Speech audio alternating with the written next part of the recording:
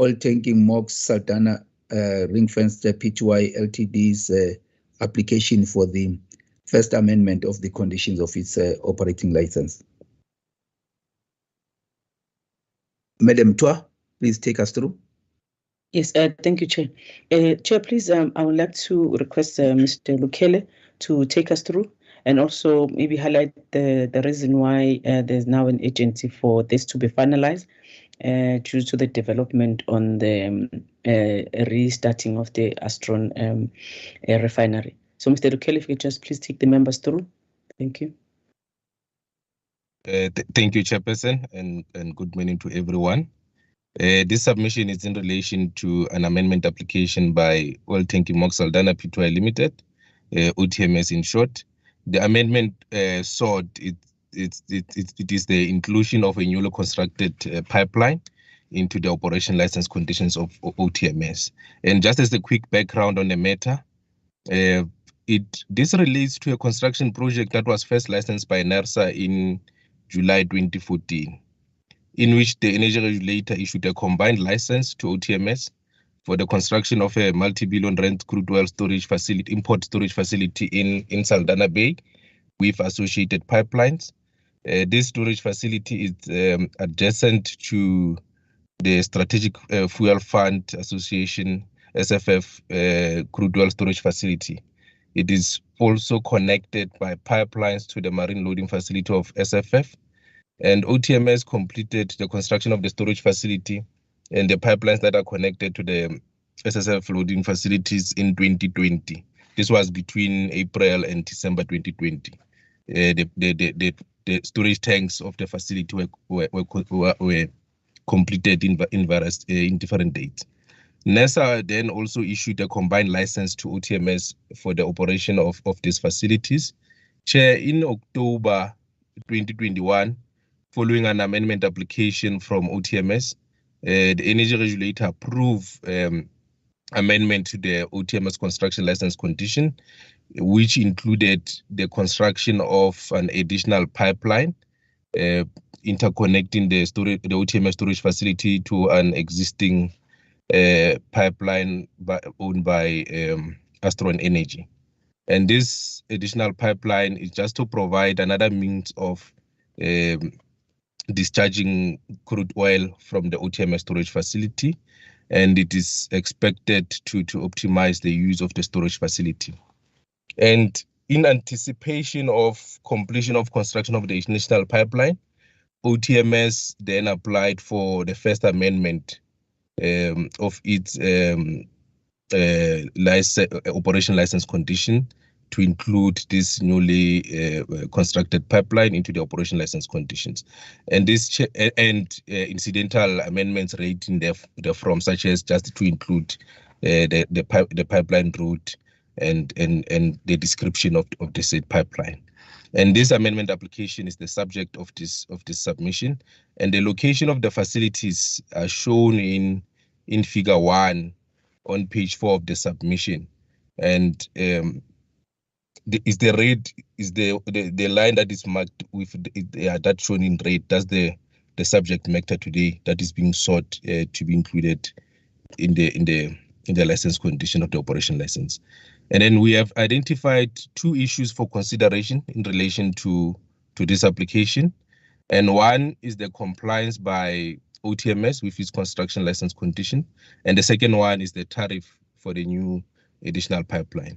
And then with respect to the compliance, OTMS has been complying with its construction license condition as it has been reported on the biannual reports to the PPS.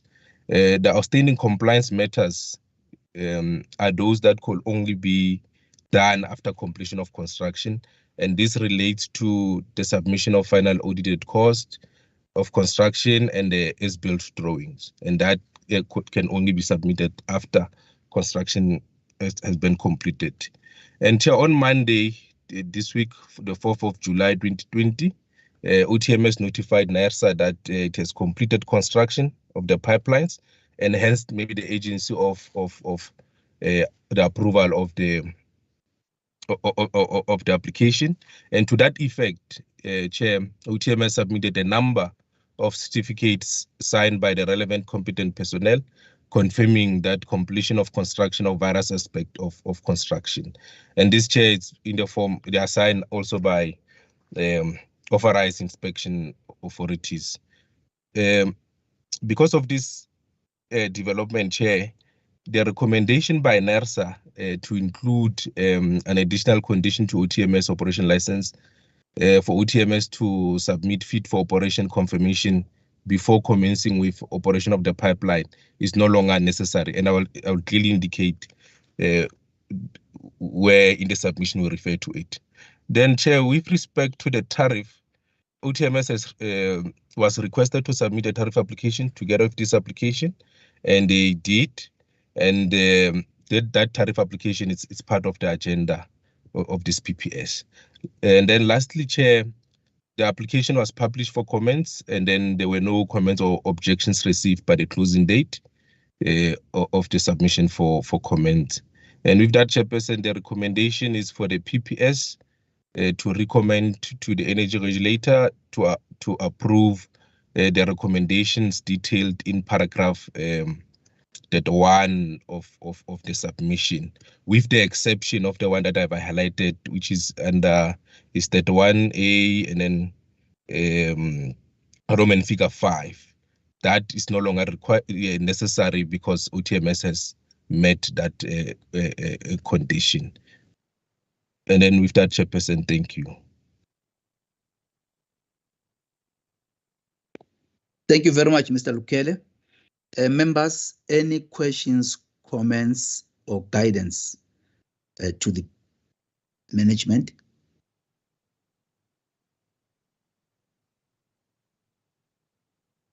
Okay, Madam Massetti. Thank you, Chairperson. Chairperson, at the beginning, when I think in my reading, I started with item number 5, and I was a bit confused. And it helps that we had to swap the two items, and starting with this one, because I was looking at the importance of the sequencing of the decisions of the energy regulator. Because if we had started with item number 5, it would have been improper and would not have been in a position perhaps to take that decision. But besides that, Chairperson, again on this one, Mr. Lukele tried to explain that it seems that the construction has been completed, because I was asking myself, then the tariff that we will be required to consider, what is that tariff for? Because a tariff is a license condition, or is a condition of license. So is it a tariff now that we are going to attach to a construction license? And for what reason? Because construction must have a starting and an end date. It's not a continuous activity. So there will be a time when it has to be done and gets completed. And I don't think that the license then is meant to give any licensee standing rights on construction, even if the initial project has already been constructed and completed. So on this one, if we're asked in terms of the decision that we must approve an operation license for this connection pipeline, and the date of operation will be immediately after completion of construction. Is that in order, though, to say it's going to be immediately after the completion of the construction, taking into account the fact that, well, we have not even gone ourselves to to verify whether the construction is completed in the first place. Number 2, whether they've provided any documents or demonstrated that they've done the testing of the pipeline, which they need to do all of that testing and give themselves time, and before then they can actually declare that the pipeline is now ready for operation. So I haven't heard Mr. Lukele talking even about the testing of the strength of the pipeline and its readiness to now receive the crude oil or petroleum products for it to be operated. I think that point is also very important, because now how do we then say that the commencement date of that operation must be immediately after completion of construction? So I want to understand what that immediately means then.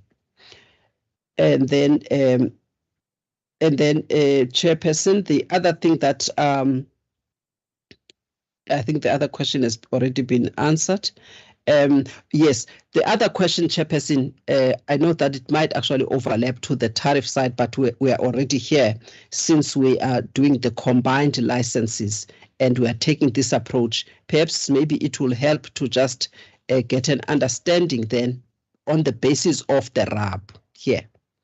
Because if we're taking an approach of a combined license, and also even from the construction side of things, and again on operation. Now, with regards to the tariff itself, are we going to adjust the existing regulatory asset base, since it's a combined license, so that we say anything, any additional capacity or any required pipeline will all fall into this one regulatory asset base? And all that we will do, we will simply adjust it because of this additional investment if we take the approach of an integrated system and also these combined licenses.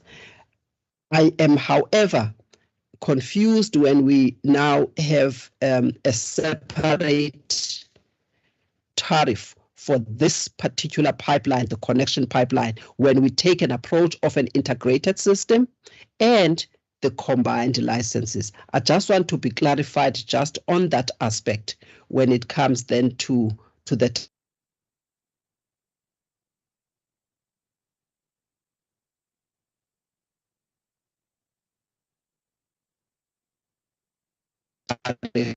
I know that it overlaps, but this one has to do with our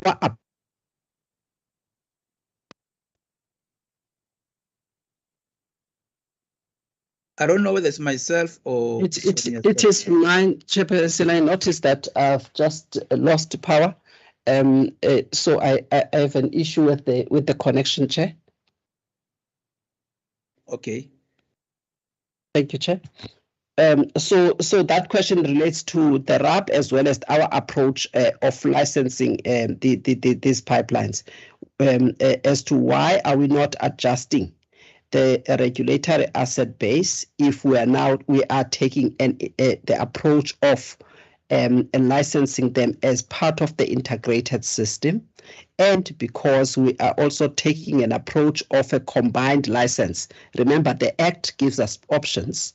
There's an option of licensing them as separate licenses, the infrastructure, or as combined.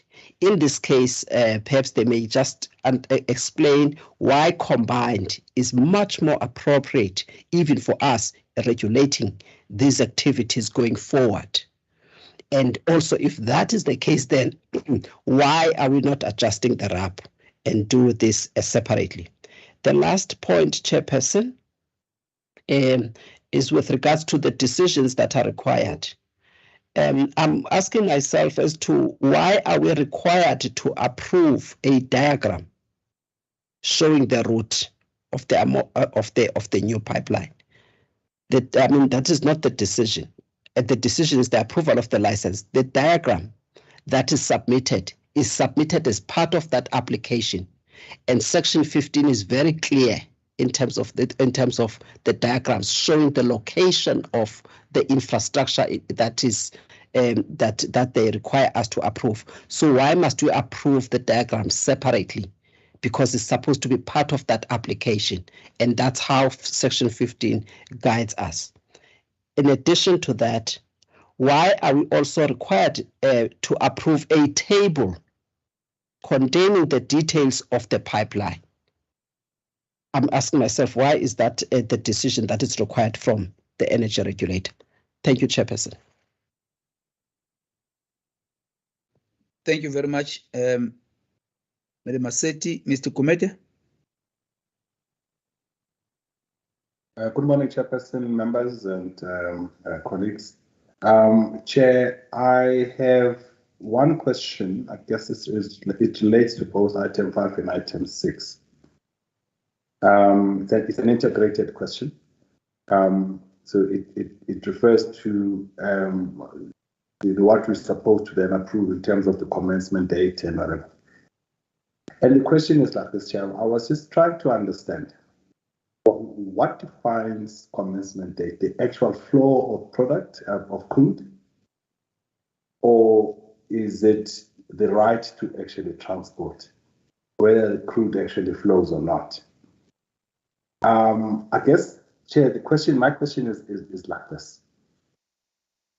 And maybe it's just for information. Probably I've been out of circulation for quite a while. I don't know this, but as far as I know, the Chevron refinery, referred to as a Chevron refinery, the Armstrong refinery in Cape Town. Is it operational? Is it working?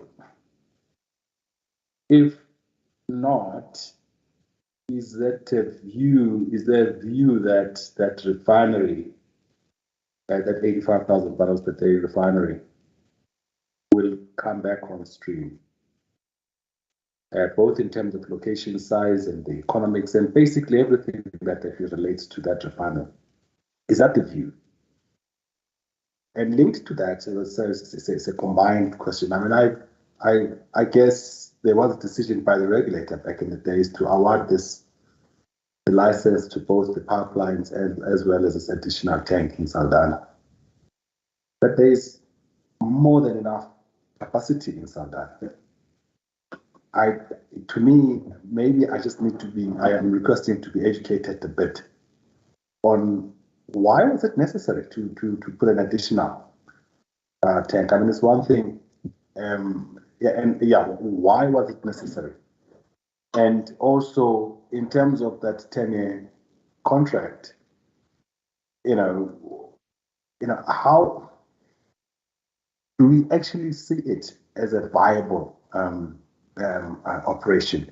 I guess, Chair, I'm just concerned about the issue of saying, are we awarding? I know that the construction has already happened, so it's just now a question of authorizing the actual operation of something that has already been constructed. So maybe the horse has already bolted. I am just concerned about the whole viability and the definition of this viability. So the issue of what we are being asked to approve, which is a commencement, what defines it? If that refinery is not, maybe I'm just wrong. Maybe the actual refinery is working. It's just me. So maybe all my questions are just uninformed. If I can just be informed, Chair. Thanks. Thank you very much, Mr. Kumete. Madam Twan, the team, may you please respond to the questions put forth, noting the enhancement and any form of guidance. Thank you, Chair.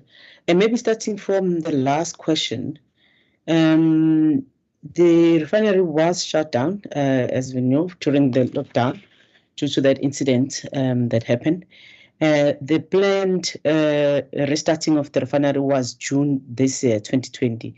And it has been adjusted, and we're waiting for the new date to be confirmed by Astron through a letter. As this application is part of the preparation of the reopening or restarting of the refinery. Mr. Lukele has indicated that he'll talk to the details of the other question.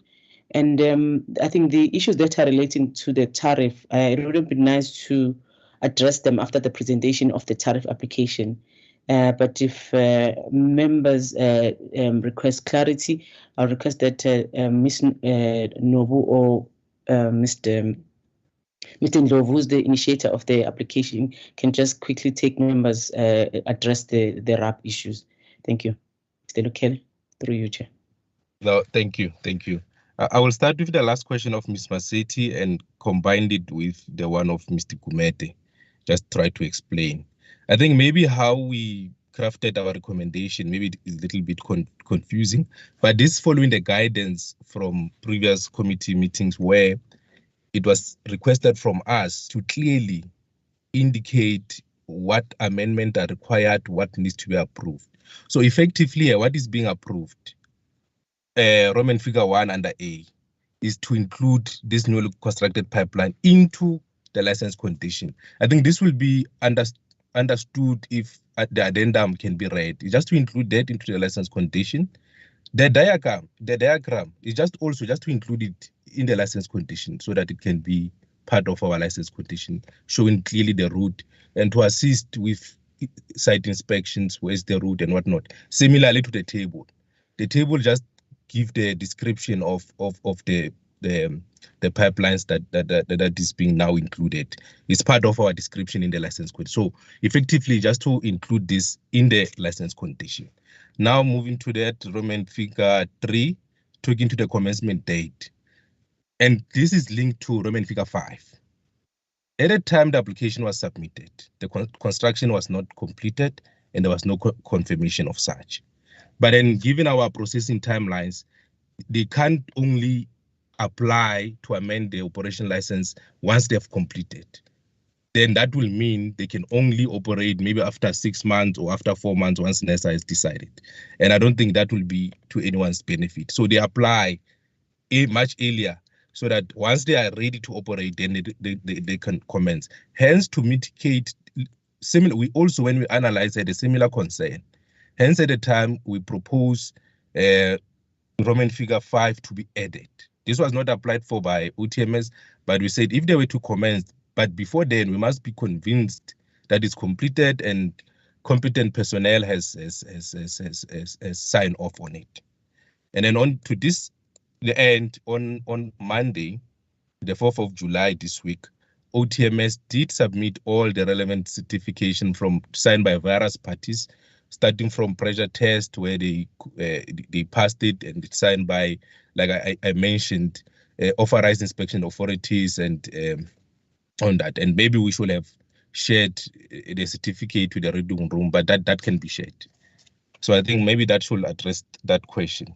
But to also explain this timing and whatnot, going to Mr. Kumete's question of is it the need for this and whatnot, this one I will propose, but maybe I think Motsigeti might also want to add. But this one I might propose that as a team, maybe we give more information to the next submission because the details are in the reasons for decision of the July 2014, when this project was first licensed.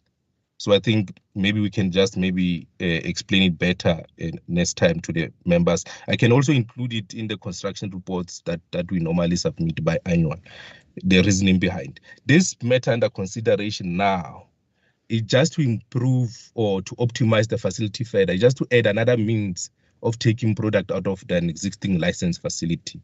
Now talking to Ms. Maseti's second question of the combined license and how the rep will be treated, and my colleagues maybe will help me with the details. But just to explain, how we view the combined license is not necessarily to combine the activities per se. I think the understanding is that it's just two separate license activities, but you just issue one certificate. But the activities remain separate. Hence, we clearly specify this as a pipeline. So in terms of maybe tariff setting on this one, you'll only look into that, and the storage will be separate tariff. And there's already an existing tariff for the storage facility. This is similar to other licensees. I can use the example of Sunrise that will be familiar, is that they have two licensed facilities. One is loading and the other one is storage. Even in that aspect, we approved the tariff or NESA approved for the loading separately and then approved for storage separate, although the license is just one combined license for these two activities. And then moving to the first question of Ms. Maseti, and I think maybe I already sort of somehow answered it, but to be clear, yes, construction has been completed. This was confirmed, and OTMS sent the necessary evidence on Monday, as I've indicated. And the tariff will not be to the construction license, but rather to the operation license. Hence, this amendment application by OTMS to amend their operation license. And then the next agenda item, we'll talk to that in terms of the tariff. Thank you. I hope I've covered all. I think it would help if you take, for example, paragraph 31A, Roman figure 5, to put it just as it appears in the submission, just to put the dates that talk to that, because you have indicated that the pipeline has been certified or confirmed by the competent authority that it is now fit for operation. So it's important then to do that, because that will mean the pressure test and other related tests have already been done. But to indicate that clearly and also specify the authorities that are involved, it will help to enhance the submission in that regard, so that it's clear that all construction work has been completed, the testing work being ready for commission. Otherwise, it's being ready for commission, then there would be commissioning, which will then result in operation. I think that must be clearly outlined, and emphasize the issue of the contractual start date being the 1st of July, when this was anticipated that everything would be working and flowing by now. And indicate that on the other hand, where inquiries have been made with the refinery for them to officially confirm the date of commencement, but on the other side they've got a contractual obligation, the applicant, to make sure that the line is ready and authorized to commence from the 1st. Yes, they've been given a reprieve because of the delay in the startup of the refinery, as we understand. So make those things very clear. And then, okay, so before I go further, any comment, Madam Maseti, from your side? I see your hand is up. Thank you, Chairperson. I think, Chairperson, we just need to understand what do we include in our decision, especially if it is something that the applicant has not applied for. Because if we add certain things in our decision, such as, I think there are about 3 things that we've added in our decision.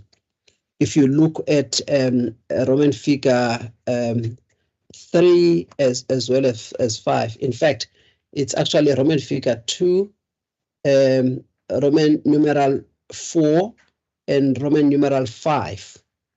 I'm asking myself, is that the way that we're supposed to sort of structure our decision? Because some of these things, including the issue of the table, why must we approve a table?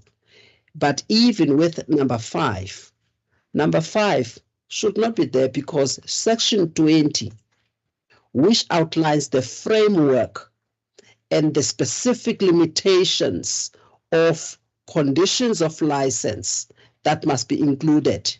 This that we have here is not there, and is something that must just go, if you want to do it, is something that then must go to the license conditions. And it has to do with the fixing of the date of operation, which is mentioned in the law, just to fix the date of operation.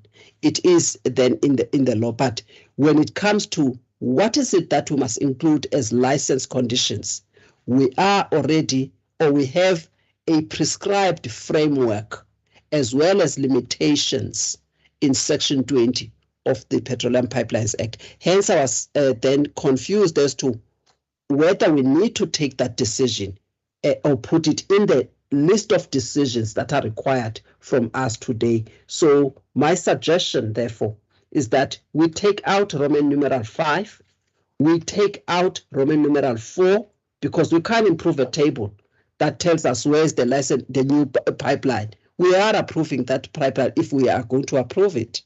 And also, even the diagram in terms of the route and the location, it is something that Section 16 stipulates clearly that when the applicant submits its application, it must contain this kind of information, including the diagrams where the pipeline is going to be located. So why must we approve those pieces of the application,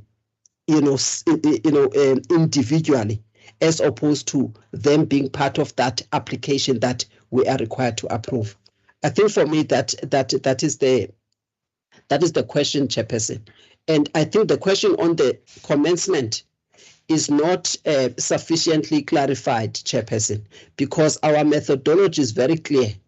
It talks to the date of commissioning, and that date of commissioning in the methodology is also linked to the pipeline or the asset being used and usable, so that those that are going to pay the tariff, they must pay for that regulated service once they get benefits on the service, not before the asset is commissioned and it starts, or the pipeline, or the petroleum product or crude oil has started flowing through that particular pipeline. So if we can just be clarified there in terms of commencement, in line with the terminology that we have, even in the methodology for the tariff. Thank you, Chair. Thank you.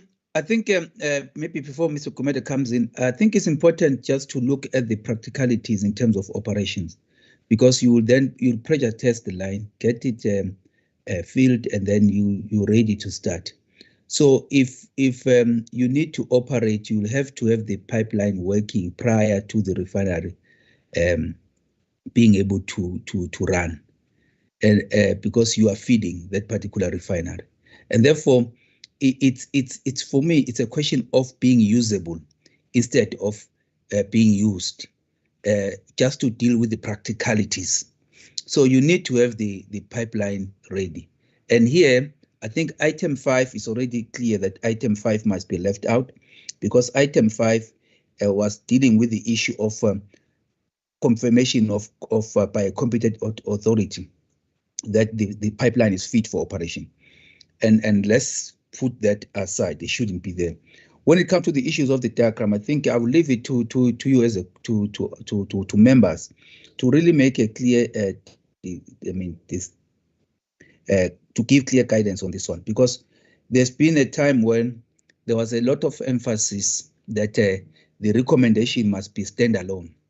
If someone sees that there is a pipeline, there are conditions of license that have been changed, it must be clearly delineated what that entails, because there's a need for these recommendations to be standalone. When someone who was not part of the meeting looks at what was actually changed, must be able to see what changed in particular with regard to that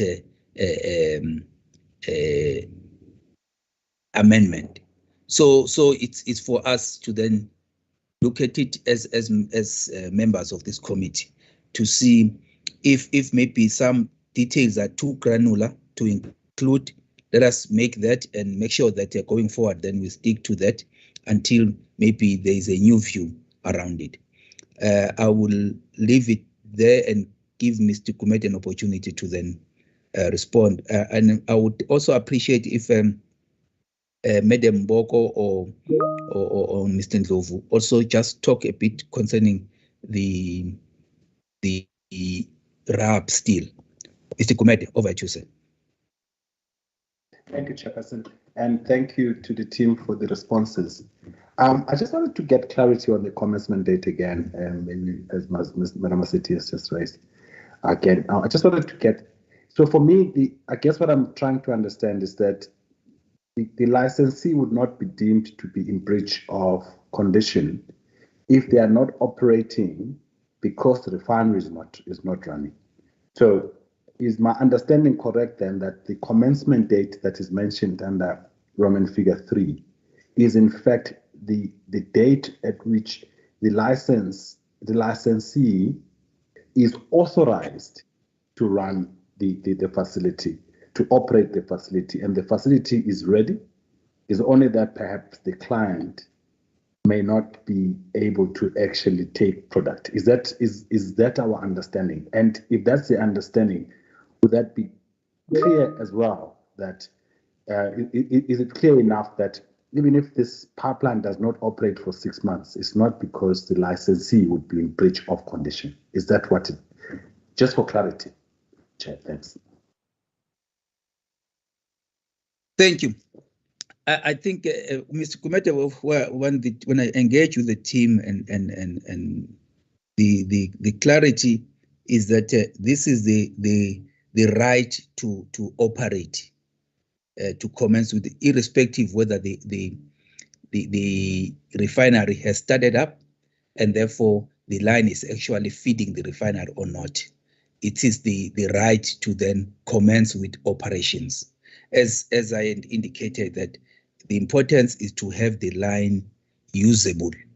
So in terms of prudence here, if you look at the prudence criterion, is one of usable other than necessarily being used, because the being used part is dependent on other factors that are outside of the applicant's control.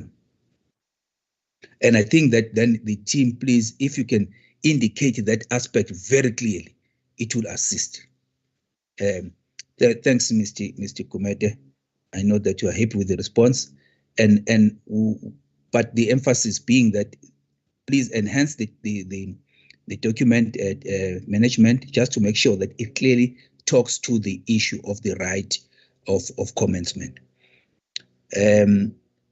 Further responses, because I want us to move towards making the decision, but I would just like Madam Boko or Mr. Ndlovu just to weigh in terms of the infra, the reputed asset base, in terms of the infrastructure that is involved here, just to clarify that prior to us going to the tariff application.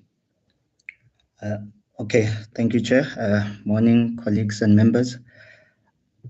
For the pipeline or for the tariff, the RAB value is inclusive only of the PPE of the pipeline costs. I note that in the operation license, there's this RAB value of the entire facility. But however, for this tariff, it's only inclusive of the pipeline costs. And yes, Dumelo indicated that there's separate tariffs for the storage and the pipeline. The storage tariff was approved 2017. It was a multi-year tariff, and then there's currently engagement on them submitting a new tariff. And then maybe also to add is that when talking with the licensees, they did allude that this pipeline tariff doesn't have much of a bearing, as their commercial agreements are based on the leasing of the storage tanks. So with that, then thank you, Chair.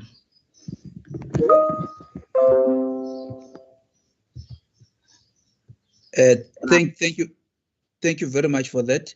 I think it's going to be important also to from your side to kind of then indicate in terms of clearly indicate the separation, that it is combined, but in terms of the tariff, you are dealing with one, the storage, the tank itself, and then two, you've got the separate, which is the pipeline, and over and above that, it's going to be important to like put on the reading room the RFD for the tank itself, which dates back to 2014, because rightly so, someone will be puzzled why have another tank when you've got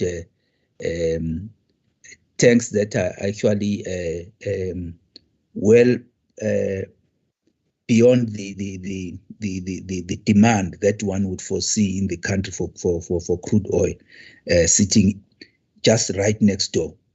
So that is, I think it will help in terms of members capturing and us finding ourselves in a situation where we already have got some decisions that have been made and we must build on those decisions. I don't know whether Madam Maseti, from your side, you are happy with the responses, and I would like us maybe first of all by show of hands, team members, whether you agree that the issue of the diagram be removed. That is, in other words, 2, 3, 4, and 5 Roman figures be removed, and we only talk to the line being included.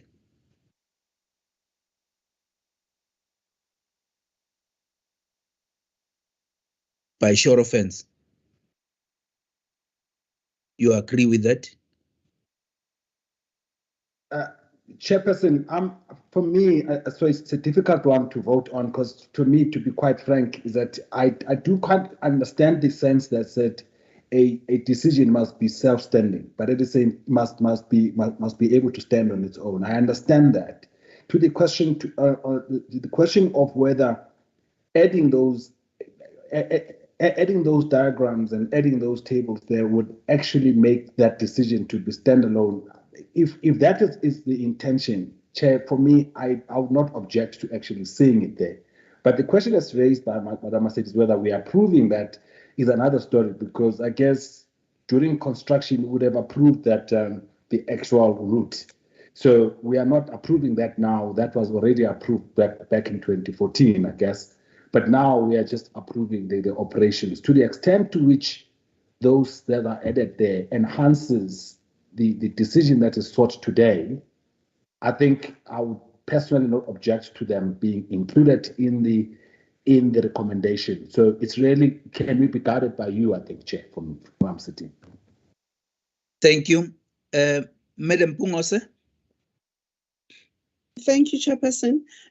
My thinking was that if we do approve, the route of the operation as depicted in the diagram, I personally do not see where is the harm, and unless if we're just approving the diagram itself in isolation. However, if we mention that we are approving the operation as depicted in the diagram as attached in annex or whatever, it shouldn't do any harm really, because we're not just approving the diagram in isolation. Thanks. However, Thank you. I'll stand guided by yourself, Chairperson. Thank you. Madam Masset?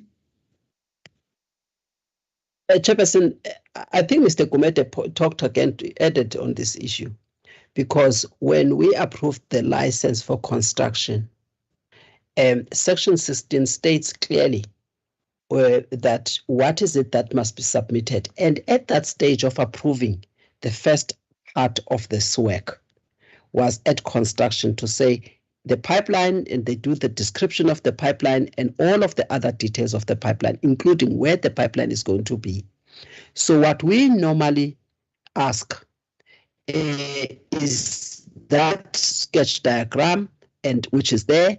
And then once the construction work has been completed, what we used to ask is then the as-is map that then shows now, how it looks like from what was proposed during the construction itself.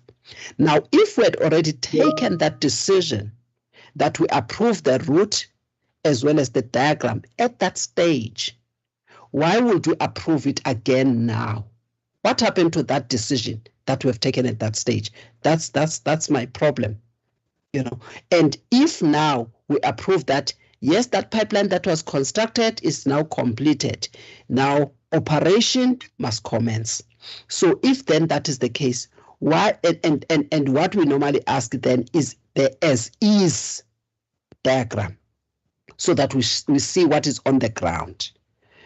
And that's what we will note, not even approve. We will simply note that. So those are the two things for me that I'm getting confused about, which I would not support a decision that says we must again approve the diagram if we had already approved it in the construction. We're simply now allowing operation to take place. Okay, thank you. I think if I were to guide from my side, I'd say that we need to be guided by what is actually put forth here. This just tells what kind of details are then included in the operation license.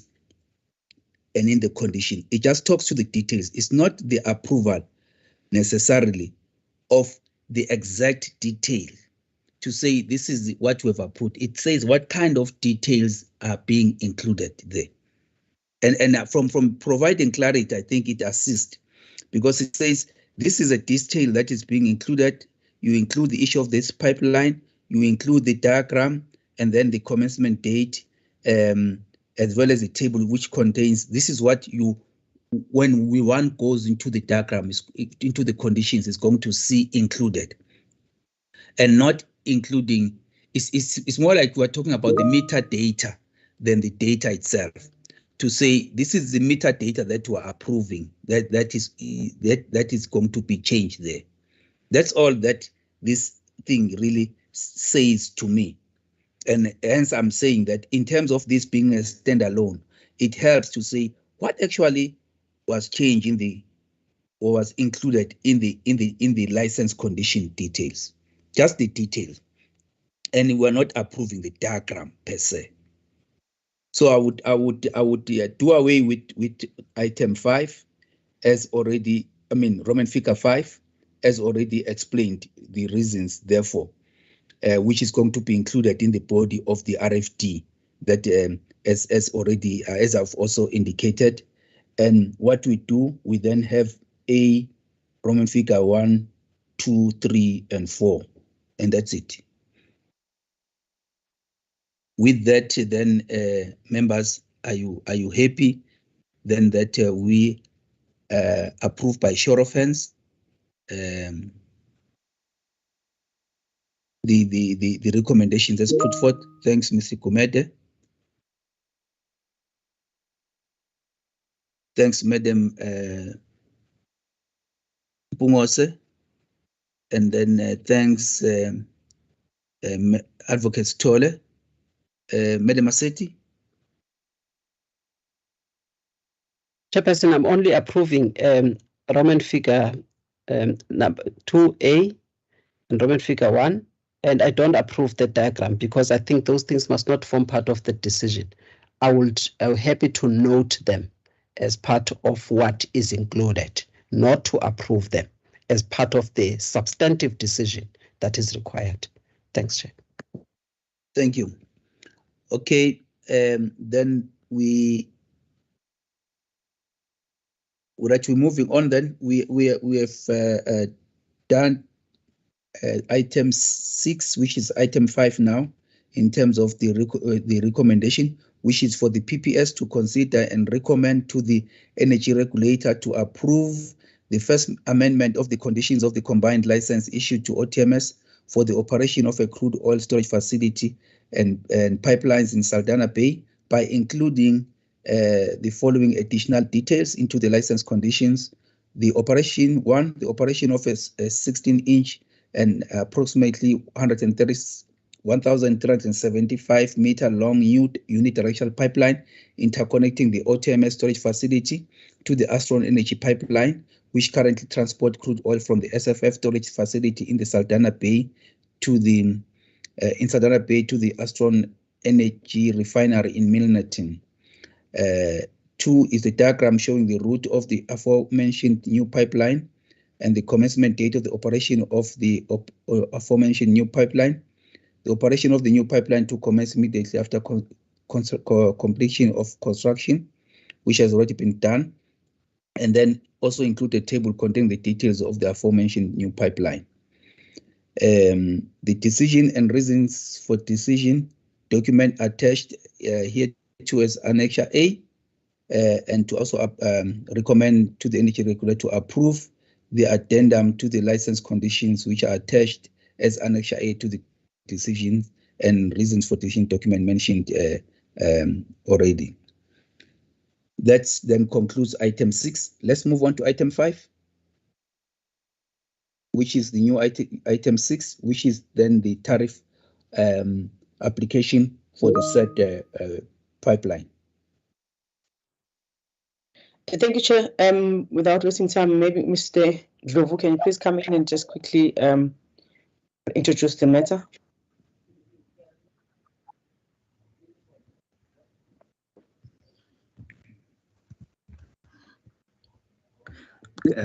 Thank you, ma'am. This is a 3-year tariff application by OTMS for its crude oil pipeline in Saldanha Bay for the tariff period 2022 to 2024. OTMS applied for tariffs of R1.59 per barrel for the 2022 financial year and 2023 financial year, and a tariff of R1.58 per barrel for the 2024 financial year. The tariffs applied for are equivalent to 1 cent per litre for the 2022 and 2023 financial year and 0.99 cents per litre for the 2024 financial year. In assessing the application, we calculated tariffs of R1.28 per barrel for the 2022 and 2023 financial year, and tariff of R1.26 per barrel for the 2024 financial year. The difference in the tariff is mainly caused by the gearing ratios used for the work calculation. They are provided on page 6 of 33, and also the difference in the tax rate. The tariffs calculated by OTMS and NELSA provided on page 9 and 33 of 33. And then, Chair, with regards to volume projection, the volume projections were based on the commercial agreement, as mentioned, between Astron Energy and OTMS. The team had sight of a few sections of the contract and confirmed the throughput volumes. And then, considering that the pipeline is dependent on the Astron refinery and also the storage tanks, these projected volumes were deemed acceptable. It is therefore recommended that the PPS sets the tariff determined by NELSA, sub-approval licensed by the ER, and approve the decision and reasons for decision documents attached as an exhibit. Thank you, Chair. Thanks, Mr. Ndlovu. Note also the foregoing discussions around the RAP, but then I would also open this submission for discussion. Any comments, questions, or guidance, members?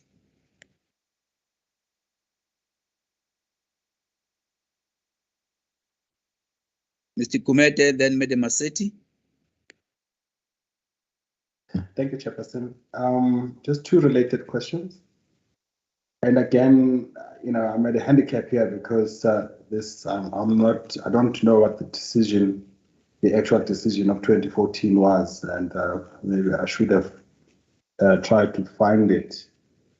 But I'm a bit concerned here, Chair, on two things. It seems to me that this pipeline is a dedicated pipeline to the OTMS crude oil tanks. It can't be accessed by anybody else. It then interconnects with that original pipeline that starts in Saldanha, ends up in Milnerton.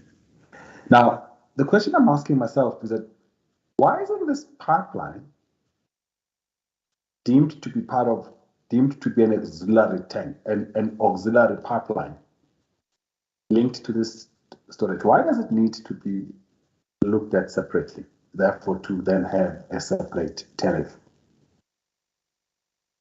But maybe I could be guided on that. Linked to that question, I think, Chair, for me, the then question that says, it seems to me that this system is got a 10-year contract or whatever that's linked to it. A contract between OTMS and Astron. Now, it seems therefore to me that that is a binding bilateral contract, which for a contract to be valid, there must be reference to a price or a tariff in there. So thou shalt transport X, thou shalt store and transport whatever product from this to that point, and the prices associated with this would be X. Is that price not, is the tariff not referred to or clearly specified in that bilateral contract? Or is the tariff referred to as that would be approved by the energy regulator? If maybe that I could be clarified that in the event that it is specified in the bilateral contract at a particular level, why would you set it and not just approve that tariff? Thanks, Chair.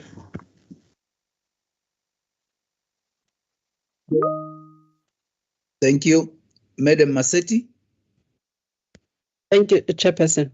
Chairperson, my question is linked to the first part of Mr. Kumete's question, which is the very same question I asked in the previous matter regarding setting a tariff for this pipeline as a standalone, when at the same time we seem to be taking an approach of looking at the pipelines as an integrated system. Maybe I need a proper explanation there, or maybe a simple explanation there with regards to the approach that we are taking when we license these pipelines, because the approach that we take in licensing will have implications in the way that we determine the tariffs. Because I then asked, if then this pipeline is part of the integrated system, Mr. Kumete used the right word there about the auxiliary pipeline. If that is the case, surely then it should have the cost of investment in this pipeline, even allowing the return on this investment, could have just been part of the existing regulatory asset base.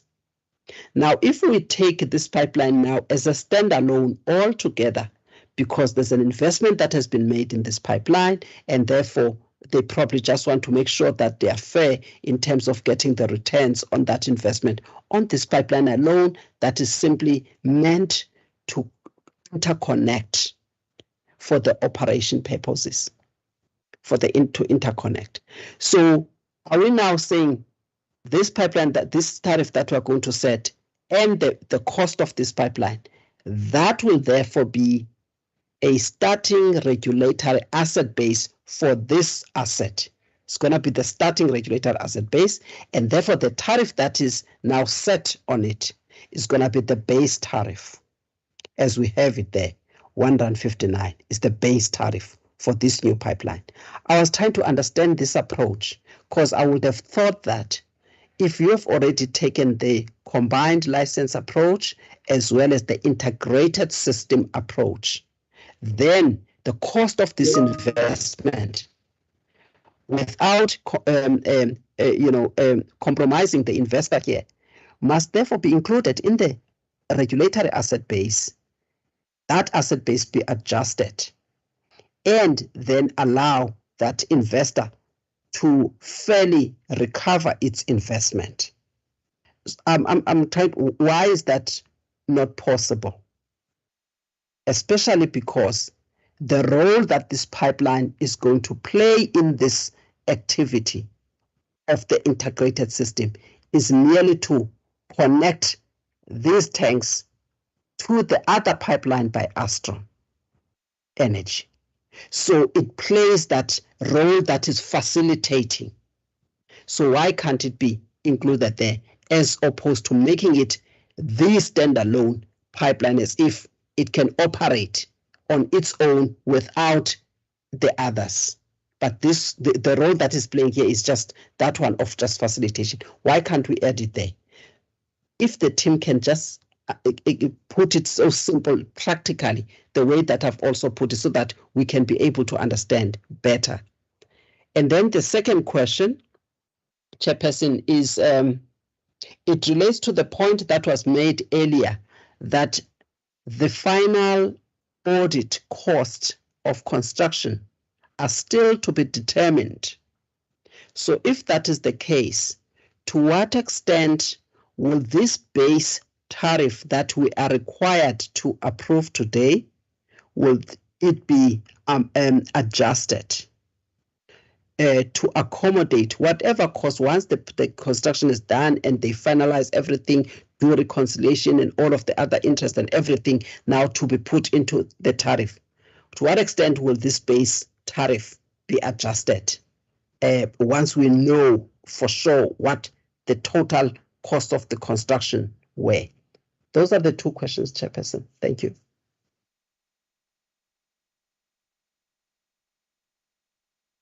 Thank you very much, members. Management, may you please respond? Thank you, Chair.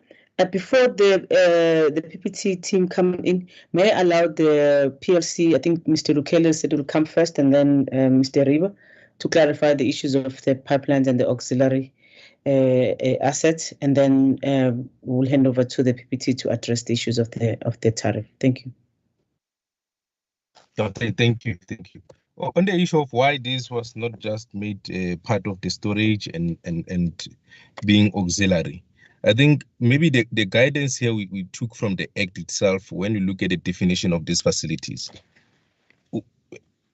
When you consider pipeline to be auxiliary, it can only be auxiliary to a loading facility. I think that one will agree. Then the only question now that is left, when you look at the definition of a pipeline, it's whether or not this is located at the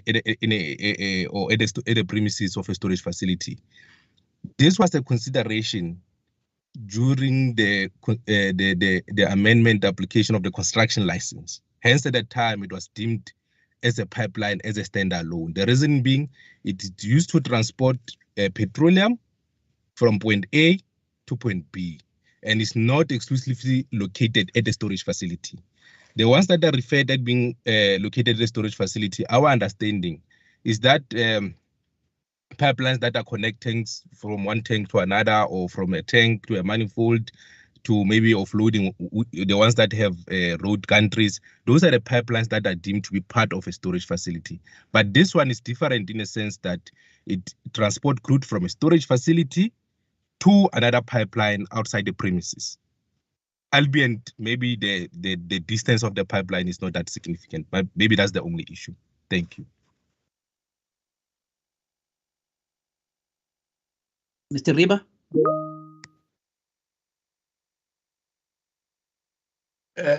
Thank you, Chair. I think Tumelo covered it all, Chair. It's all in the Act. I mean, the pipeline is outside the premises of that storage facility, and it cannot be auxiliary to it. Even though those within the storage itself can be considered to be integral to the storage itself, but this one cannot, because it's outside the perimeters in terms of the Act. But yeah, only that. I don't want to repeat what Mr. Michael just said, but he covered it well. Thanks. Mr. Kumete, may you please chip in? Chairperson, just a quick follow-up. I think for me, Chair, what I'm going to request is that, I mean, we all know we've just been to Durban last week, and we considered certain pipelines in a particular manner. As long as there is a standard approach to that we don't have a particular rule that applies to one and not to the other, I think, Chair, I'll be comfortable. I'm not comfortable with that response, Chair.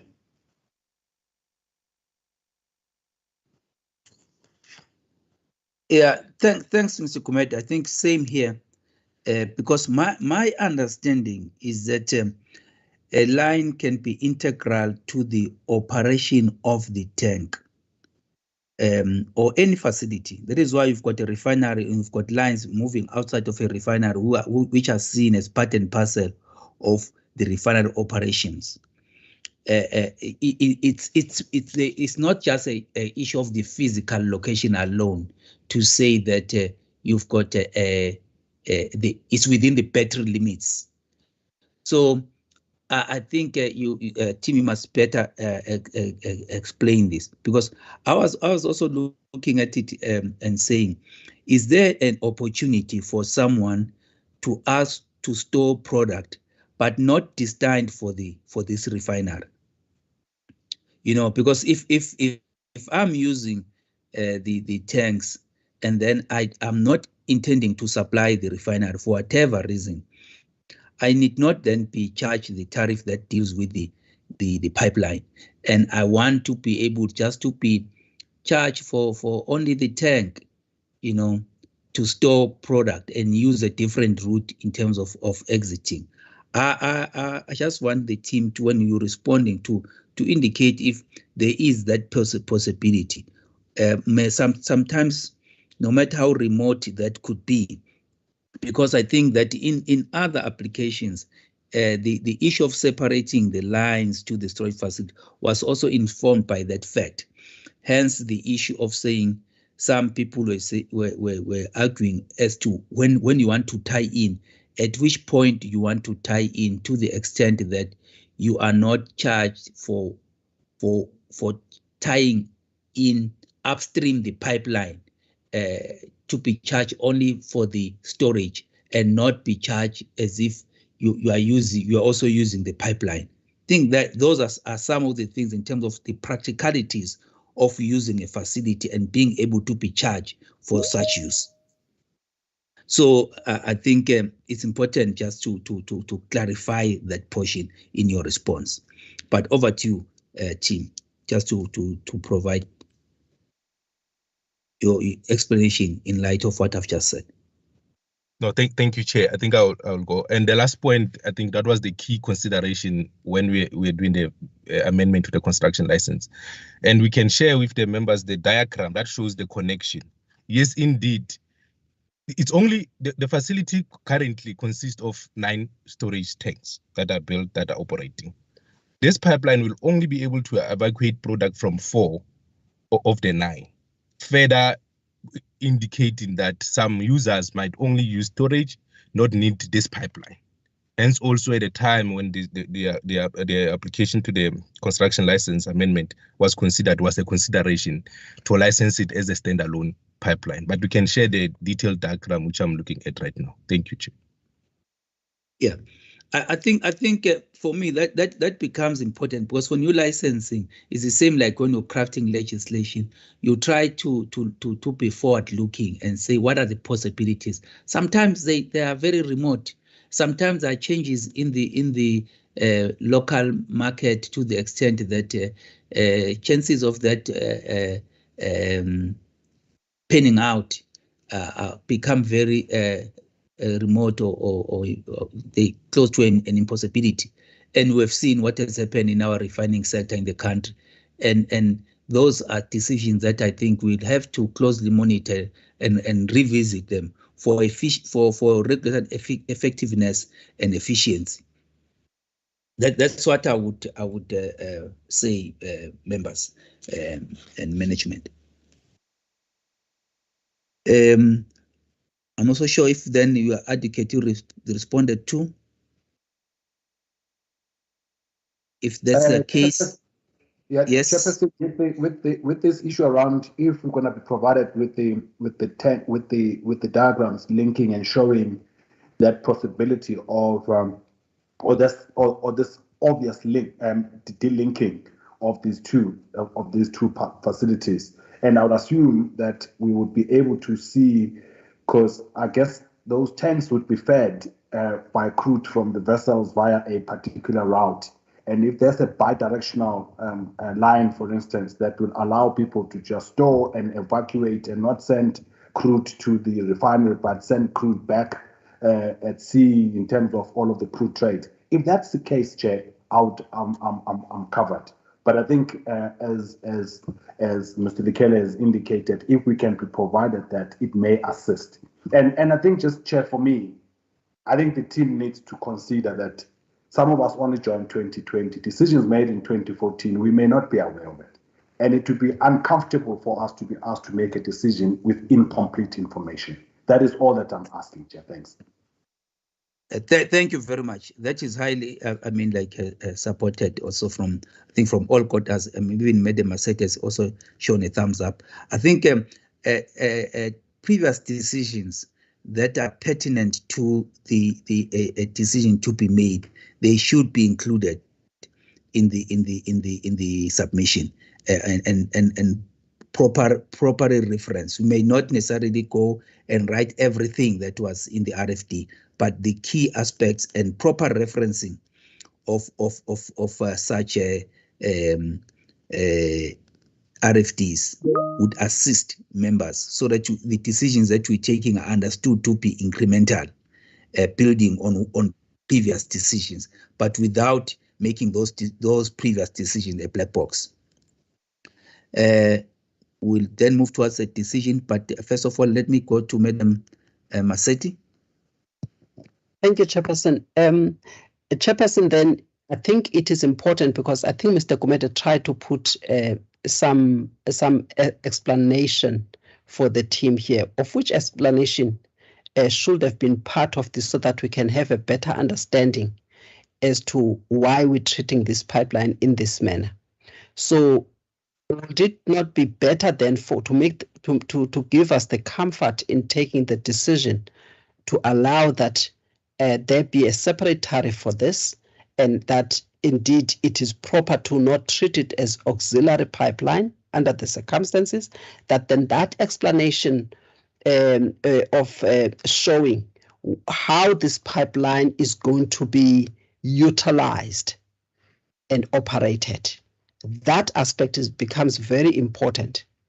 And it ties up with the point that Mr. Lukele mentioned earlier, which is this, that other users might not necessarily use this pipeline, but the storage tanks, but if this pipeline is also going to be used to kind of store and not necessarily evacuate all of the input of the crude oil that has been injected into it, that kind of explanation needs to be enhanced a bit so that we can understand the purpose of utilization of this pipeline. So if enhancement is done on that, at least it gives us a better understanding even when we take the decision.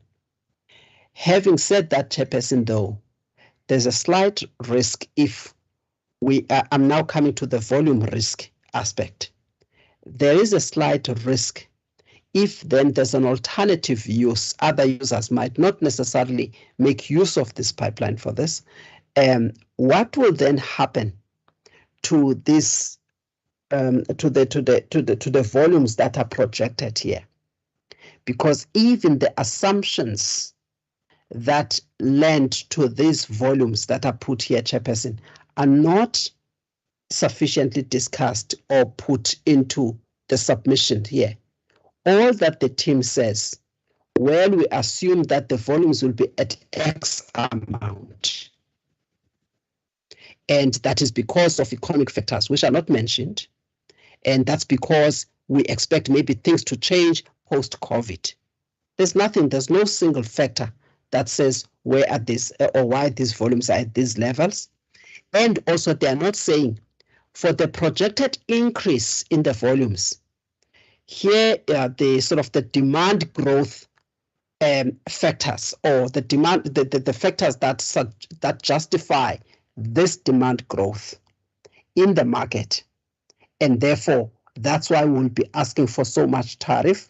Yes, it's good that the throughput will be increased, and therefore the cost comes down and the tariff eventually comes down.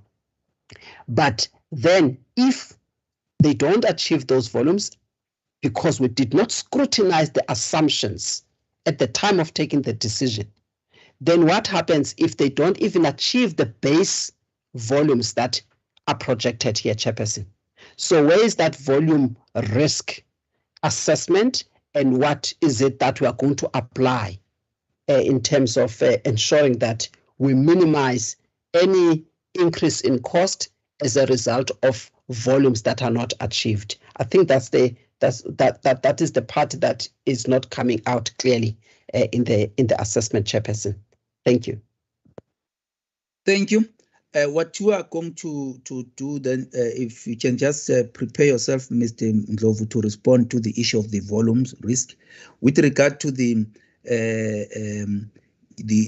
utilization of the tanks vis-a-vis the pipeline, and therefore not being deemed auxiliary to that. You just provide an enhancement to that, as well as the diagrammatic display of how things are outlaid.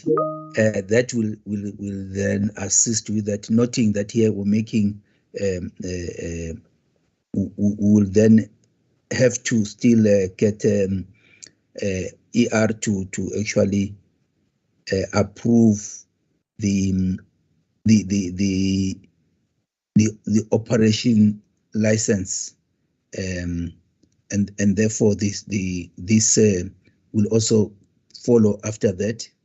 So just respond to the part of the volume, also talking to the issue of it being dedicated to the refinery, because if the refinery is not working, you won't have the volumes being pumped through. Mr. Ndlovu.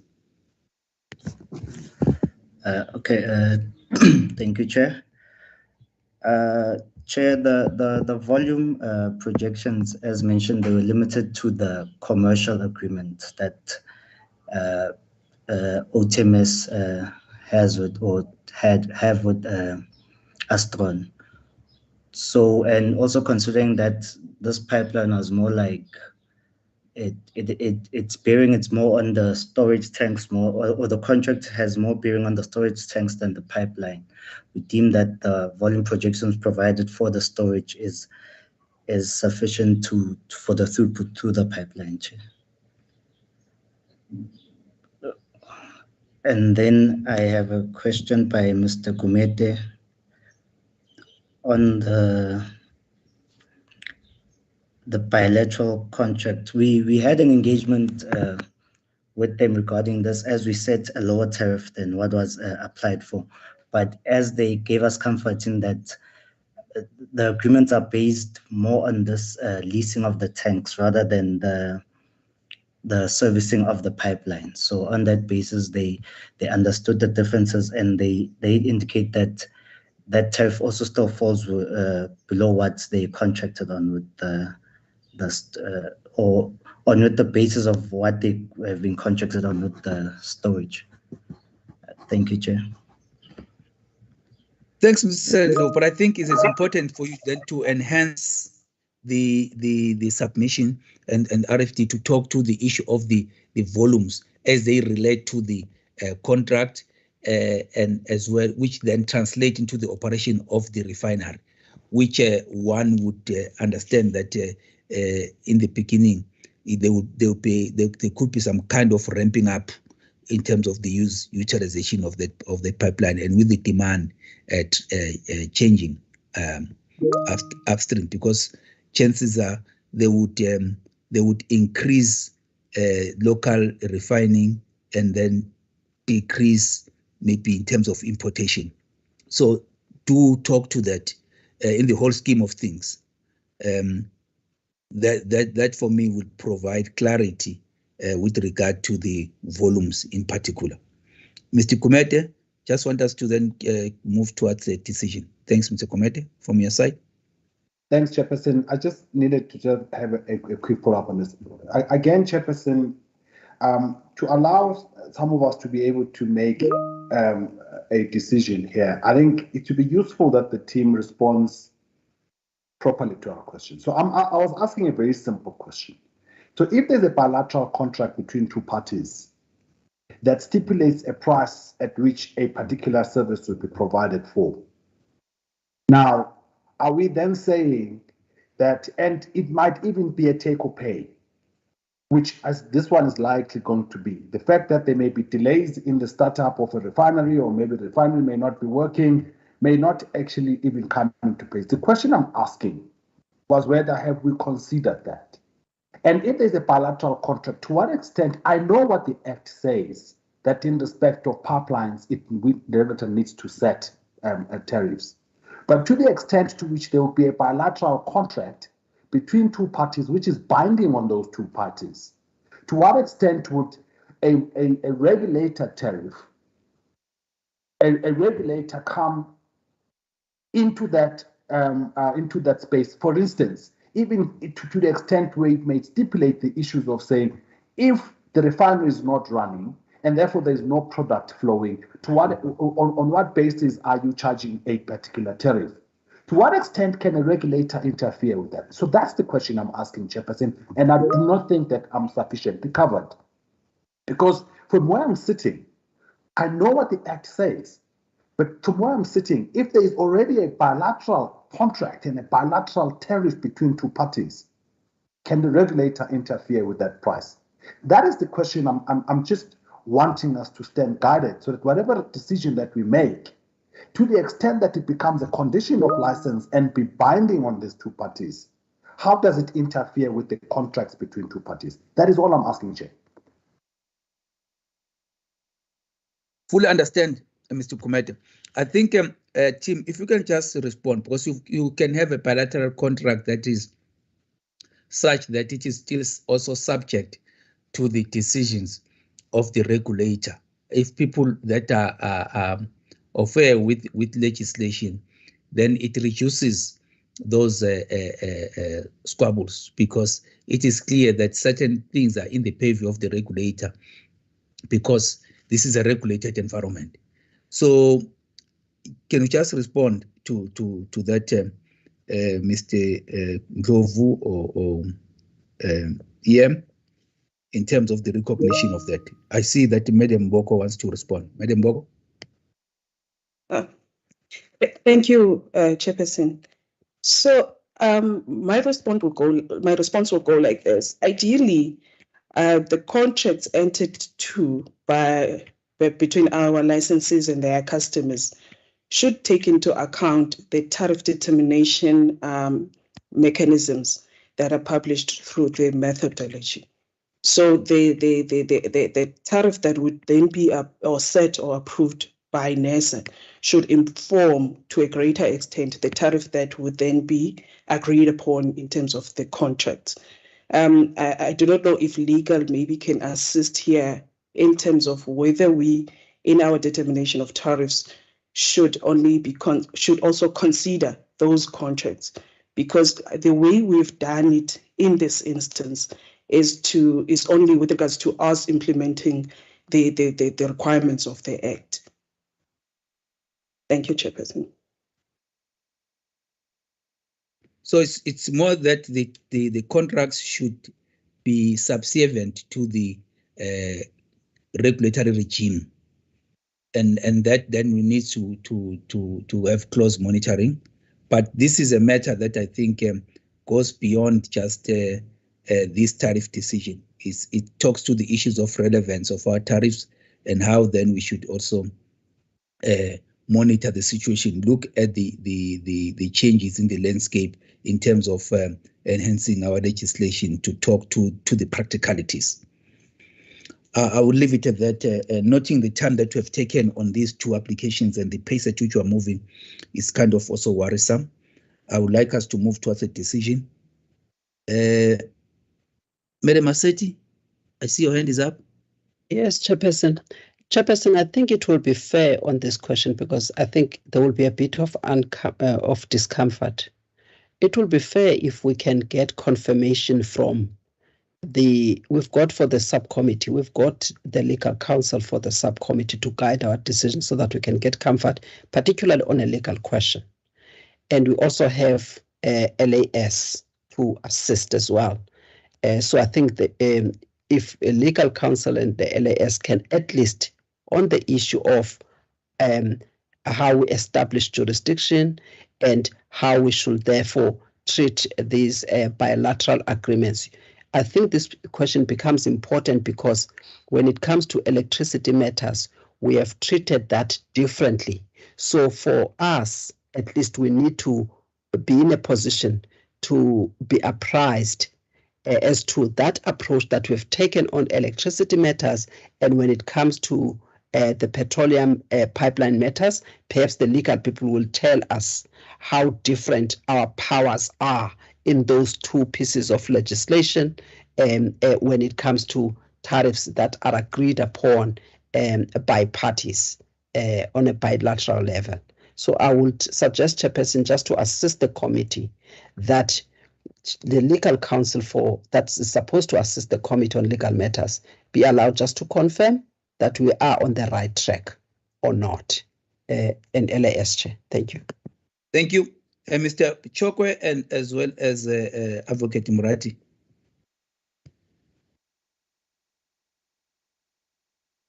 Chairperson, I'm using my phone. I hope I can be heard well. Chairperson, I must admit that I haven't applied my mind to this one. I have seen the electricity ones where I know the powers that we have between bilateral arrangements where we don't have actually so much powers except just noting the movements. But I see Advocate Didwan is in the meeting and they are closer to these issues. I can only say that we can actually have a look at it, whether indeed in terms of the basis of the law, whether we are on the safer side. But Didwan is in the meeting and maybe can actually give a proper answer pertaining to the petroleum pipelines one. The electricity one, because it has been done a lot of rounds, I think we have actually have our heads around it. On this one, Chairperson, I haven't checked it. We can look at it and actually revert. Thanks, Chairperson. Thank you. Didwan, want to say anything, please? I'm just concerned about the pace at which we are moving. Didwan? Yes, Chairperson. Thank you very much, Chairperson.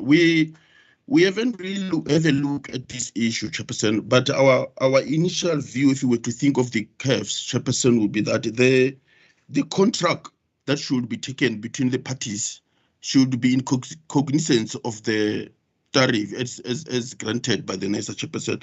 But then again, that would have us to have a look at the contract to be sure as to what does it contains between the licensee and its customers, Chairperson, on the side of the Petroleum Pipeline Act.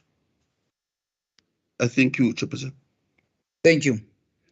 I'm concerned with time. Maybe just then noting the feedback from the legal minds, and I think that if you can still explore that further, not from a point of view of just only this pipeline, but from a point of view of improving regulatory efficiency and effectiveness, particularly where the line appears more like being dedicated. I think you just have to revert to us in this regard. With that, may we please just then move to the recommendation, which is the Petroleum Pipeline Subcommittee. Mr. Toller's hand has been up, Chairperson. I'm sorry about that. Yes. Madam Advocate Tolle.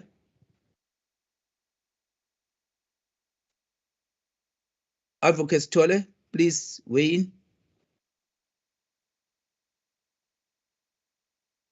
You are still muted, ma'am. I can't hear you.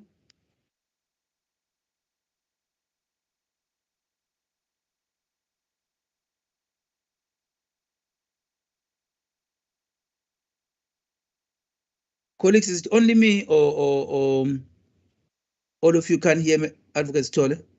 I also can't hear Chairperson, but her mic is unmuted.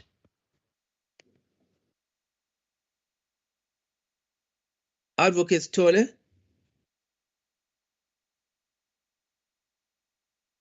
May you please at least maybe type on the meeting chat?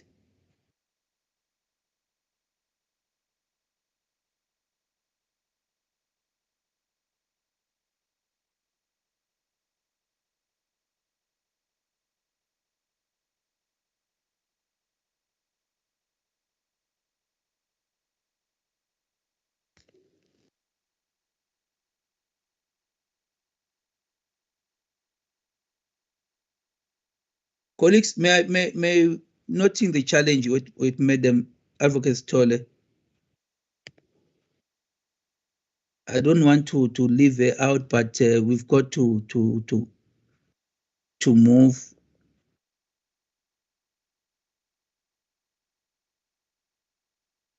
Advocate Tolle, we can't hear you.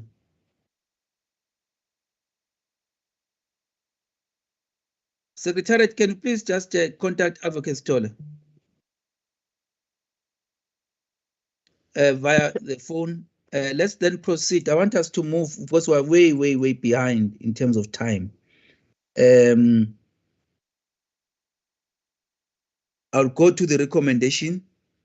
It is recommended that the PPS sets the tariff of 128 rand per barrel, which is 0.8 cents per liter for the 2022 and 2023 financial year, and 1.26 rand per barrel, which is 0.79 cents per liter for the 2024 financial year for the OTMS crude oil pipeline, subject to the for whose operation subject to the operation license being approved by the energy regulator, and also approves the decision and reasons for decision document attached here to as Annexure A, subject to those enhancements that have been put forth by members. With a show of hands, members, if you support the recommendation. Chairperson, I've got Advocate Sithole just called me and she says she's slow in typing. I'm sorry, Chairperson. She says that her point was to request that the submission be returned back because of substantive issues that were raised. I'm just conveying what she asked me to say in the meeting as she's struggling to be heard, but she says she can hear all of us. She's just unable to sort of, I don't know whether to project her voice or what is it that is happening, but the problem of transmission from her side, and also that she is slow in typing.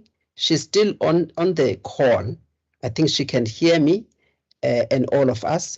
All that she was asking is that the submission be returned for the team to rework on it and take care of all the substantive issues that were raised. I'm just conveying that, Chairperson, before you get to the final point. Thanks, Chair. Thank you. We've got that. I just want to because there's a proposal that has been put on the table.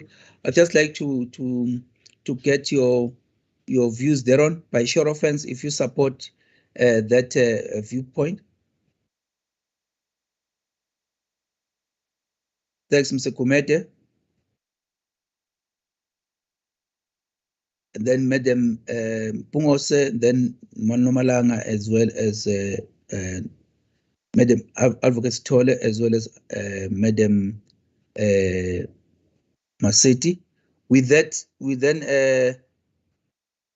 sending back this for reworking, and will it be then dealt with via a round robin, or should it organize a special meeting? Therefore, members, special meeting, or we go via round robin? Madam Maseti?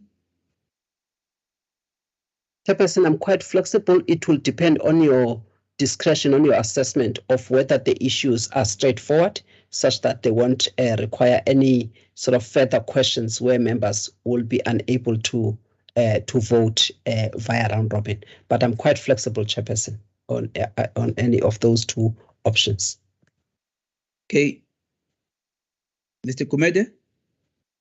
Chairperson, because there are some kind of legal precedents here, is that I think it would be useful. Personally, I would request that we actually engage on it, such that we can and actually have a proper engagement on it. And I would therefore request a special meeting if possible, so that even allowing legal to apply its mind properly, and also for a proper evaluation of that contract, which clearly I'm not sure that we've actually had a chance to actually look at it, including the issues of take or pay, because they've got a lot of implications for us, Chairperson. Thanks. Thank you. I think we'll then first prize is that special meeting, failing which then we'll have to go the round robin route. Thank you very much for that. So we've considered the application and resolved that it be sent back for reworking, and a special meeting will then be arranged for that to be dealt with. We then proceed to item number 7, which is a decision and reasons for decision on the tariff application by Sasol Oil and Total Energies. Madam Twa. Thank you, Chairperson. Can Mr. Ndlovu is ready to introduce this one? Thank you. Thank you, Chair. This is an application by Sasol Oil and Total Energies, jointly operating as NATCOS, for their crude oil storage tanks, white product storage tanks, and marine loading facility in Durban for the tariff period 1 July 2021 to 30 June 2022. NATCOS applied for tariffs of 0.19 cents for the marine loading, 12.31 cents for the crude oil facility, and 6.0 cents per liter for the white products facility. Chair, we calculated tariffs of 0.19 cents per liter for the marine loading, 12 cents for the crude oil facility, and 6.53 cents for the white products. The slight differences is in the tariff is due to the net working capital calculation and the tax rate used. The tariff is provided on page 11 and 36 of 39, Chair. It is therefore recommended that the PPS approves the tariffs applied for by NATCOS and approves the decision and reasons for decision document. Thank you, Chair.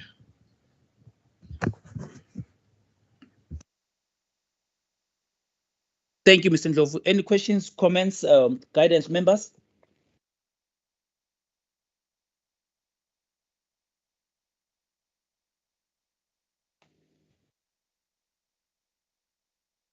If there are none, by show of hands, if you approve of the recommendation that is on page 12 of 39. Thanks, Mr. Kumete.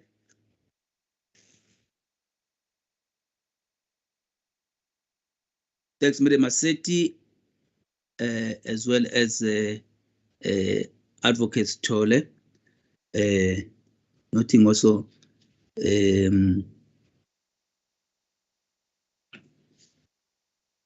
Madam Pungose, I support. So the Petroleum Pipeline Subcommittee approves the tariffs of 0.19 cents per liter and 12.31 cents per liter and 6.7 cents per liter applied for by NATCOS for the loading facility, crude oil tanks and white products tanks respectively for the period 1 July 2022 to 30 June 2023, and approves the decision and reasons for decision document attached here to as Annexure A.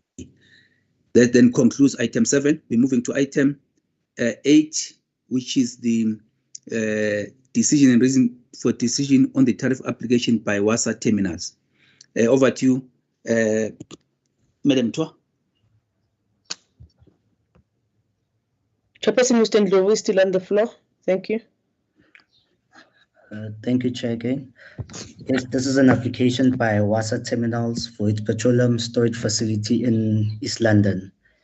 So, Chair, here they're applying for a tariff of 20.74 cents per liter. In our analysis, we calculated a tariff of 20.49 cents per liter. The difference is also due to the net working capital caused by the allowable revenue and then the tax rate used.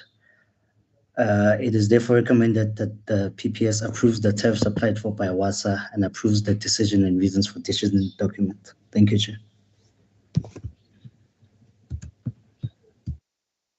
Thank you very much, Mr. Ndlovu. Any questions, comments, or guidance, members? Mr. Kumete?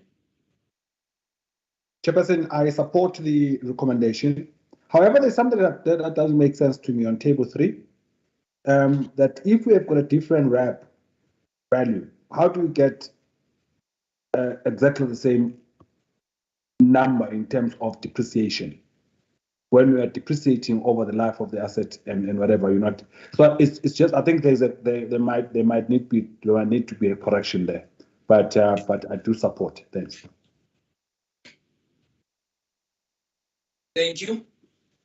Response, please, management.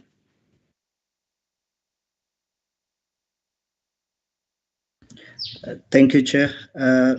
Mr. Commander, the RAP component is inclusive of the PPE value, also what we call the net working capital. So this net working capital is influenced by the allowable revenue calculation. So the PPE value was the same, which results in the depreciation being also the same, but the difference was just caused by the net working capital calculation, which is the total is included into the RAP. Not too sure if I covered it. Thank you, Chair. Thank you. Mr. Kumete has indicated that he's happy with the response. Then this takes us then to the recommendation, which is the recommendation for the PPS to approve the tariff of 20.74 cents per litre applied for by WASA for its Petram storage facility for the period 1st March 2022 to 28 February 2023, and to also approve the decision and reasons for decision document, which is attached here to as Annexure A. By show of hands, members, if you support the recommendation. Thank you, Mr. Kumete. Thank you, Madam Pungose. Chairperson, can you see my hand on the phone? I'm struggling to see your hand, but now I can see the hand. Okay, Chair. Please ask me so that I can unmute myself to indicate my decision if you cannot see my hand. Thank you. Thank you. I'm looking for Madam Maseti. Madam Maseti? We seem to have lost Madam Maseti.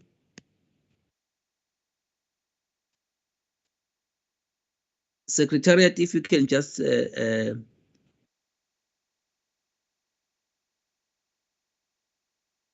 track Madam Maseti, because apparently she seems not to be here.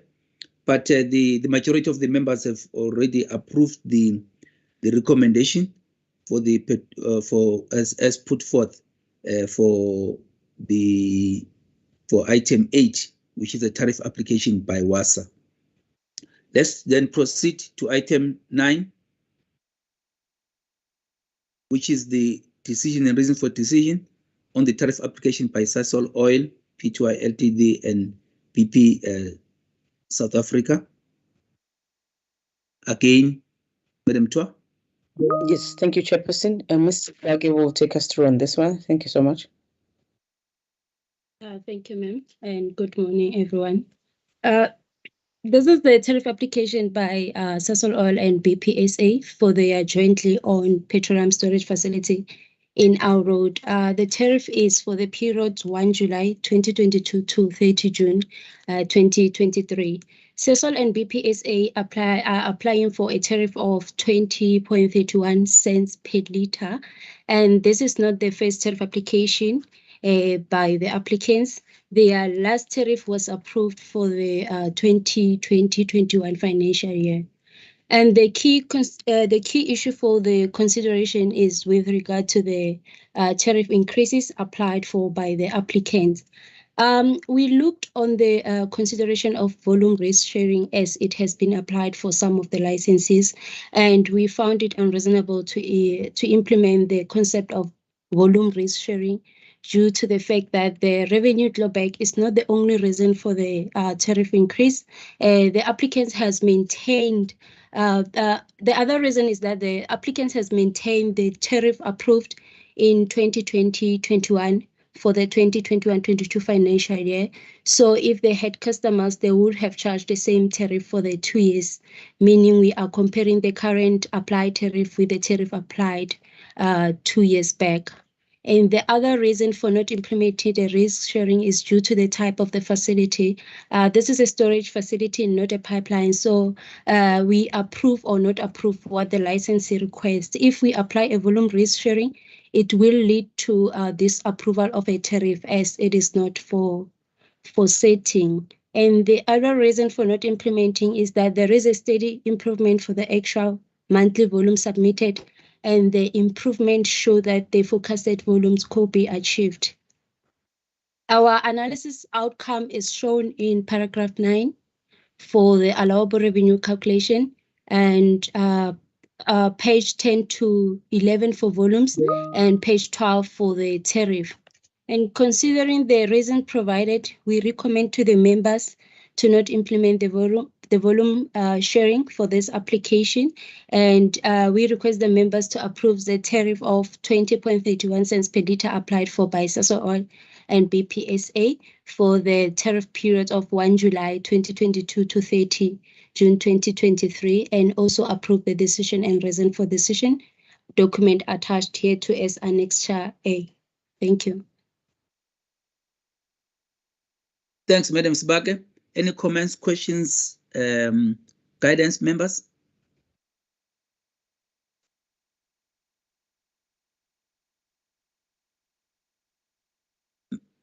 I note that Madam Massetti was disconnected, but is now back on.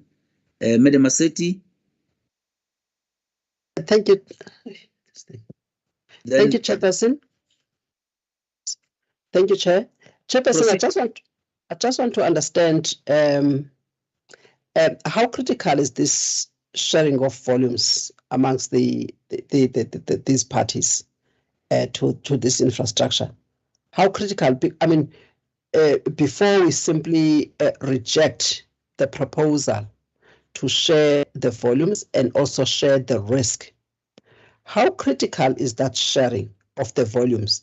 And also, if one takes into account accurate cost assignment to assign cost accurately, and the proportion of the risk amongst the parties to this infrastructure, and also maybe just to understand the implications if there is no sharing of the volumes and also sharing of the costs and the risk amongst the parties, at least also from a transparency point of view, but also in terms of cost implications to those that are going to pay the tariff for this infrastructure. Just before we just say that we're not going to allow it, how critical is this from the viewpoint of those factors that I've just mentioned? Thank you, Chair. Thank you, ma'am. Madam Pungose. Thank you, Chairperson. I just have a generic question, not necessarily directly linked to this particular application. What I wanted to find out, do we have a way of approving tariffs retrospectively? And if we do, how does that work in terms of when do they become effective? That's just a general question from me. Thanks. Thank you very much, Madam Pungose. Advocate Chole. Chairperson, can you hear me? Chair, can you hear me? Loud and clear now. Proceed, ma'am. Okay. All right, thanks. My question is on paragraph 54 on land rehabilitation provisions. And we are saying that the applicants have made no provision for rehabilitation or decommissioning costs. And as NESA, we have not calculated this. I just want to find out how are we going to deal with this going forward, because my understanding is that there is always a requirement for licensees to make provision for such costs. And from NESA side, if we are saying we have not performed this, when are we going to be doing this? And what are we going to say to the licensee in relation to this application on that particular issue? Thank you, Chairperson. Thank you very much, Advocate Chole. Madam Chua and the team, please provide their responses. Thank you, Chair. I will start with question from Advocate Nomalanga regarding the land rehabilitation issue. The licensee has indicated that they will engage with NESA, and they have already started with the engagement, and we are still waiting for their timelines with regard to compliance with the land rehabilitation. And with regard to the question from Ms. Massetti, regarding the criticality of the volume risk sharing, as I have indicated, that this is a storage facility, not a pipeline. It becomes a challenge because this matter of volume risk sharing is not incorporated in our methodology, and if we penalize our licensee because of the volume risk sharing, more especially the storage, because the storage is either we approve or we not approve what the licensee has requested. So even if we apply the volume risk sharing and it leads to approval, the licensee is still gonna charge what they have applied. I'm not sure if I answered your question, and will also request my HOD to assist in adding to the response to this matter. Thank you.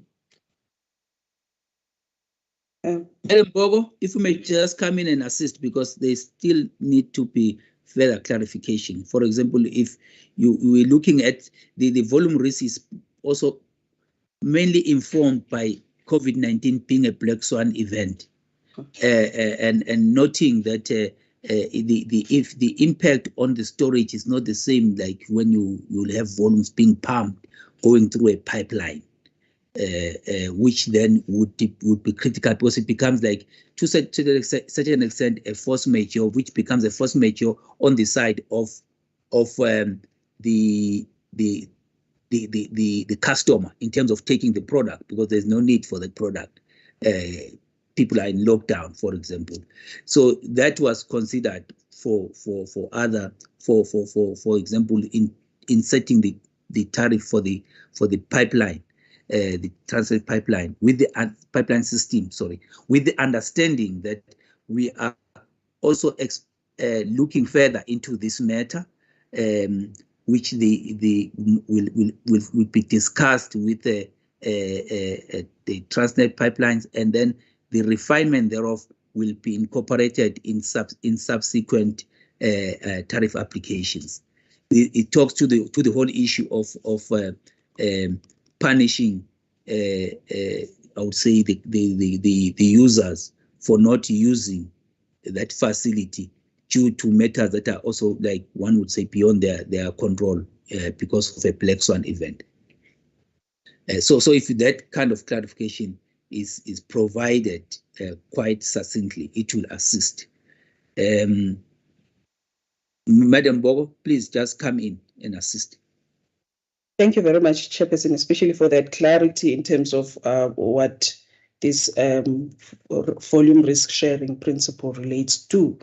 So in terms of this particular application, we also considered the impact of the increases in tariffs and the causes thereof. As noted by Ms. Bage earlier, the revenue clawback, which would emanate if you have not achieved the projected volumes in 2020-21, for instance, in this case, is not the main driver for this increase.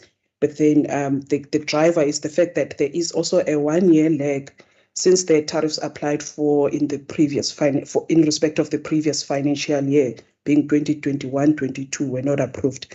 So there's a 1-year lag. Hence, there is we're sitting at 23% increase of this tariffs. So we are in this case recommending that the volume risk sharing principle be not implemented, because one, the licensee or the applicants are using this facility for their own use, so they are not active customers. And this element is also not, or the revenue clawback is not the sole driver for this high increase. And additionally, we consider the fact that if we were to implement it for this particular application, it would lead to disapproval of the tariff applied for, meaning that the applicants would then have to still charge the tariffs that were applied previously in 2020 or in respect of 2020-2021 financial year. So taking that in account, we were recommending that it not be implemented for this decision, as the impact will be very minimal, considering that there are no real customers for this facility, and the revenues that we're determining are more hypothetical. And coming to Ms. Mbongose's question, Chairperson, with regards to the retrospective approval of tariffs, Ms. Mbongose, we do not do retrospective approval of tariffs. What happens is if an applicant applies rather late for the tariff, such that the tariff is approved after the financial year under consideration has commenced, then the date of the effective date of that tariff will start from the day of the decision. So we do not practically approve retrospective tariffs, or there's no retrospective approval of tariffs. And now coming to the CEO's question pertaining to land rehabilitation provision. On this one, CEO, we noted that there's a lot of non-compliance on the front of this requirement for licenses to make financial provision for land rehabilitation. As such, last year, 2021 September, the energy regulator published guidelines to assist licensees in clarifying how this provision is to be done. And then following that, we initiated a project where we are enforcing compliance with this requirement. And we are sending out letters to licensees that are not compliant. And that is done in phases, considering that a huge chunk of our licensees are not compliant on this front. So that we are using that compliance procedure to enforce compliance on this front. Thank you, Chairperson. Whilst I appreciate the responses, I think it's important to state that we will then, with regard to retrospective effecting of tariffs, we start off, we still indicate the time frame that was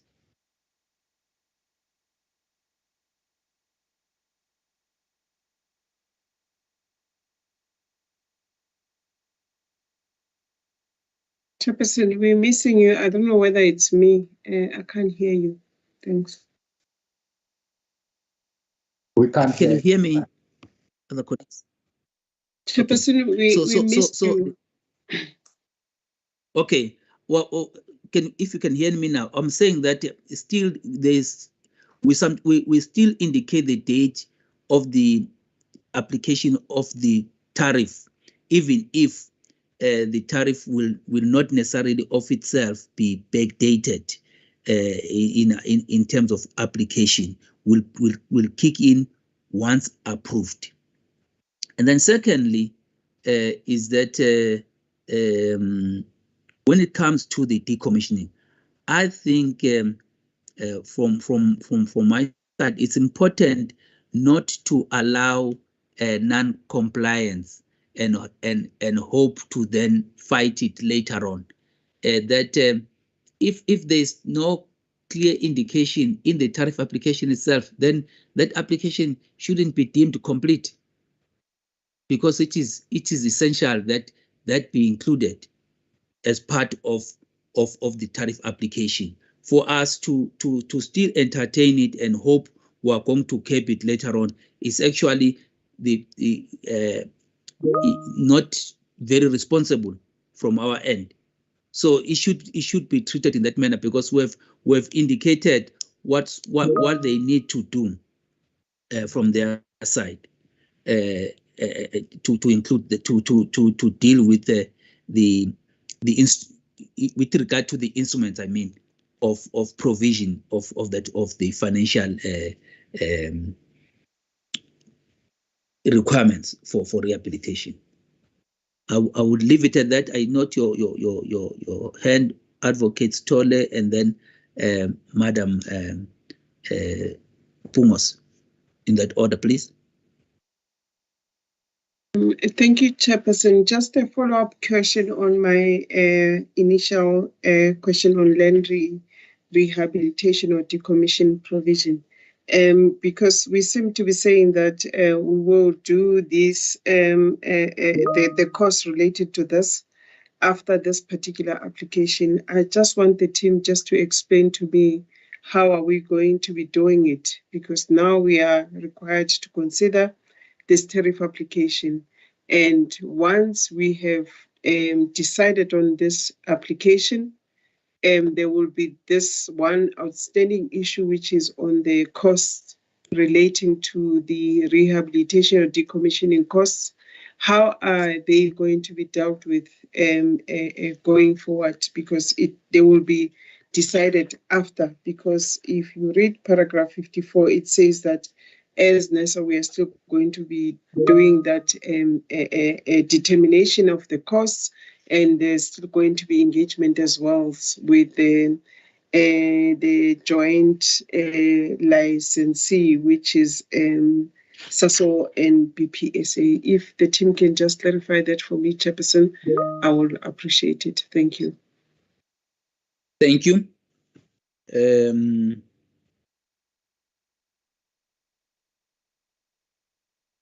I'm not so sure, Madam Pungos, if you are covered already based on your chat, and I would also draw your attention to the chat messages from Madam Maseti in your responses, Madam Bogo. Please come to the fore. Thank you, Chairperson. Let me start with the land rehabilitation provision question. So on that one, CEO, the applicants have indicated to us that there is a provision that they are making, or there is financial provision being made. However, with regard to, or the requirement of Regulation 9 is that that provision that is made should be approved by NESA, and the instrument that is utilized should also be approved by NESA. So we want to enforce compliance with regards to that requirement. Otherwise, they have confirmed to us that there is a financial provision, or there are funds set aside for this purpose. So in going forward, what has been foregone in terms of them recouping these costs, or the rehabilitation provision costs as part of the operating expenses, will completely be foregone, and then we'll only consider the future years, because the requirement is that this provision be made over the useful life of the asset, or during the operation life of the asset. So the compliance is being enforced with regards to the instrument being approved by NESA, and this being recouped from the in the tariff determination that is done and approved by NESA. I think, Madam Bogo, what is important is all of that could be done at the point of launching the application, where it is clear how much is there, what are they going to, what instrument are they going to use, because already there are certain instruments that have been indicated as sufficient. So in future, be able to provide substantive information in that regard, and indicate clearly in terms of the sufficiency of that when one projects going forward. Because we don't want a situation where down the line there are problems, and the very same licensees are blaming us for not really enforcing this aspect. Where we've got examples that we may cite, an example that we may cite. So please, going forward, make sure that this issue is addressed right at the beginning, and all that you're monitoring is how this is done. Some may say we're having a small amount included in the tariff or no amount because we've got it covered elsewhere, but we must be certain that it is covered in that manner. I will leave it at that in terms of guidance from my side. Then I'll go to Madam Masetti, and then after Madam Masetti, you can then continue with your responses. Madam Masetti. Thank you, Chairperson. It's on the same issue, Chairperson. I was wondering if we have any discretion from our side not to include or at least to approve a tariff that does not contain a decommissioning provision, knowing very well that this is a requirement in terms of the Act and in the regulations. So if they have not included that we make allowance in the tariff for this particular facility, that there be an allowance for rehabilitation of land where this facility is located. Should we ignore it as we are taking this decision, especially because this is the decision where they should be making that financial provision in the tariff? Do we have any discretion to simply ignore and say, let's approve the tariff in any event, and irrespective of the fact that there is a legal requirement that is not factored in to this application that is before us? I think that needs to be clarified, because we have been sort of not very diligent, if I may say so, and we've emphasized this in the past 2 years in this subcommittee. We have not been diligent in enforcing the legal requirement for making allowance for rehabilitation in the tariffs. And I think these licenses are so used to this. And this is not the only joint venture that they have. They have got other joint ventures with other parties. And because the energy regulator has not been strong on this issue, and now that's why they will just say that, oh, well, we'll still engage with you. And they submit an application that does not make allowance for this legal requirement. And I'm asking myself, do we still want to just proceed on this basis of saying, let's just approve for now, let's hear what they're going to say, let them engage? Are we that kind of a regulator that engages instead of enforcing compliance?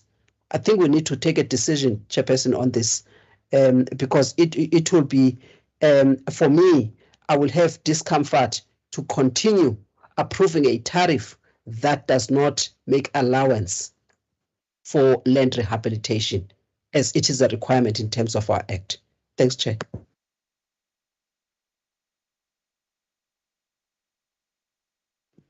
Thank you.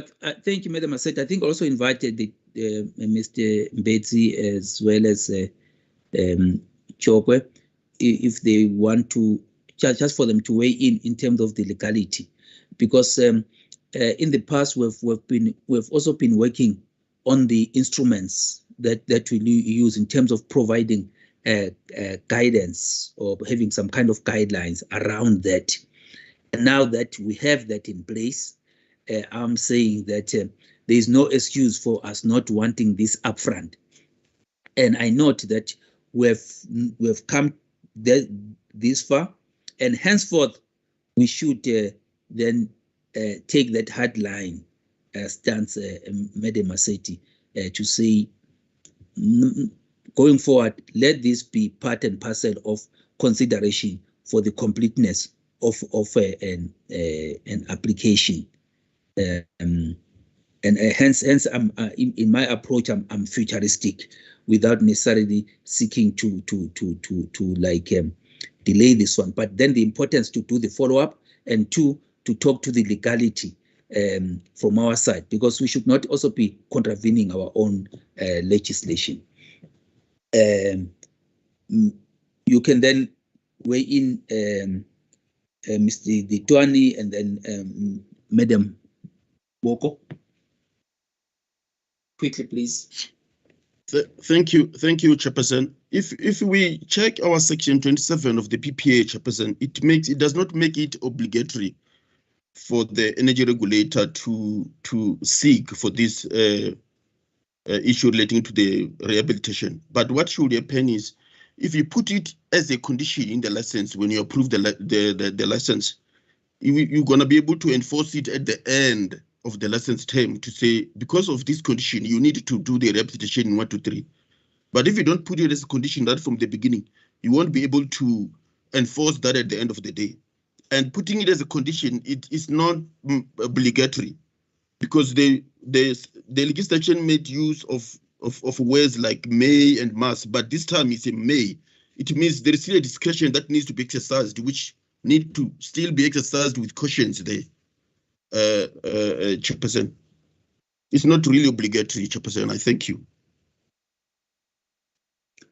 Okay, thanks. I think if you can please assist by providing an opinion on this in terms of ensuring that in future it is included as part of the considerations for the completeness of an application, because we can't keep raising the same issue in the fashion that we are doing. We should be very categorical in terms of how to deal with it. So let's take it as an action item from your side in conjunction with the team. Madam Boko, if you may just please complete your responses so that we can move to the decision. I think we have touched or responded to the questions, unless there's questions I missed on the chat.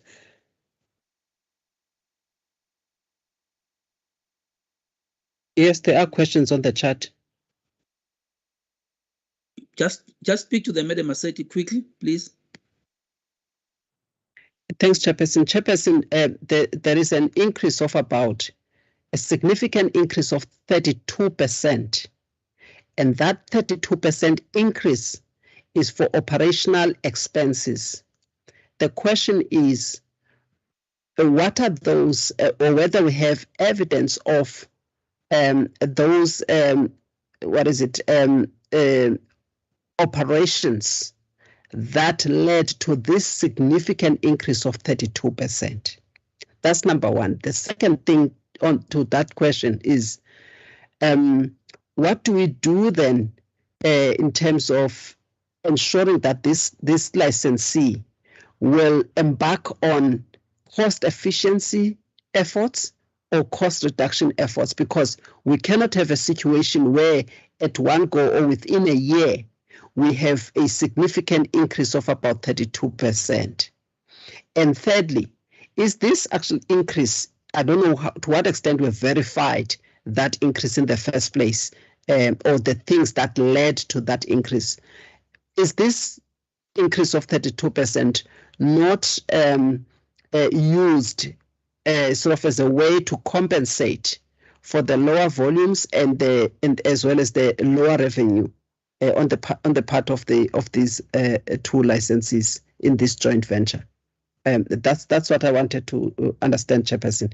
With the other questions, I think I'm covered on that question of land rehabilitation. Although next time we need to understand, even if it's a discretion, let us understand the significance of that discretion for purposes of the impact on land. And why is that important? So that we have a discretion, we may require or we may not require it.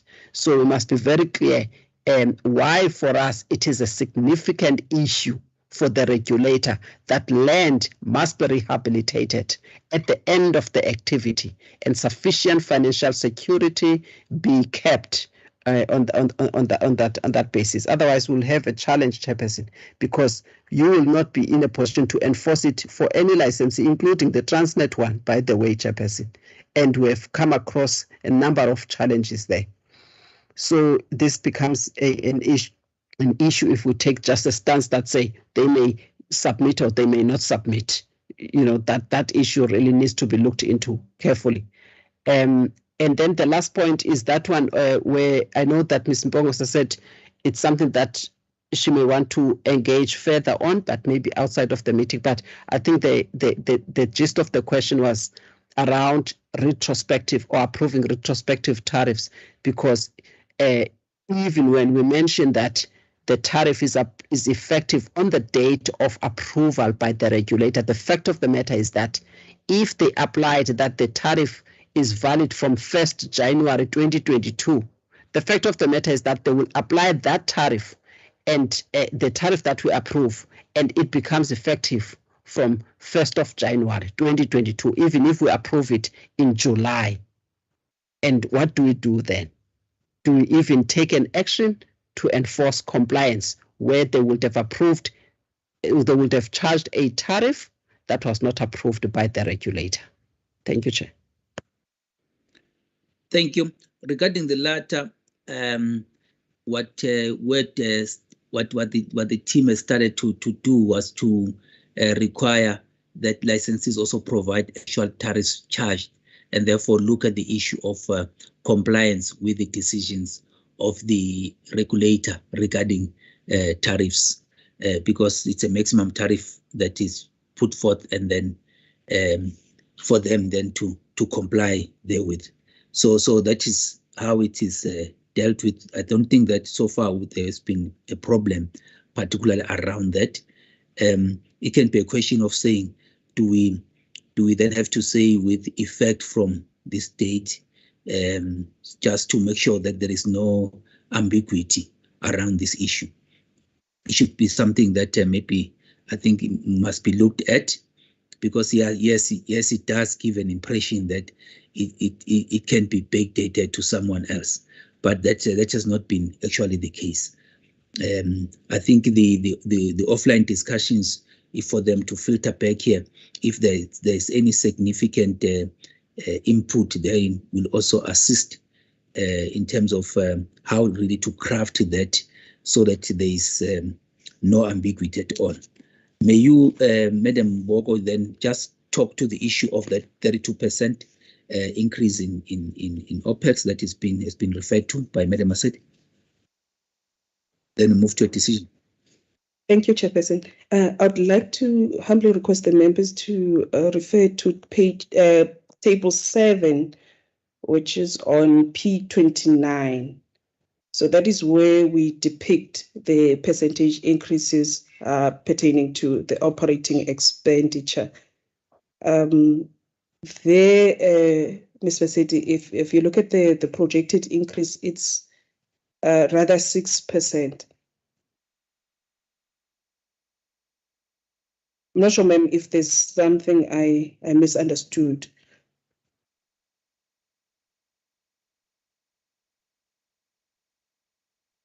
Okay. We note that. May we then proceed then without much ado then to the decision.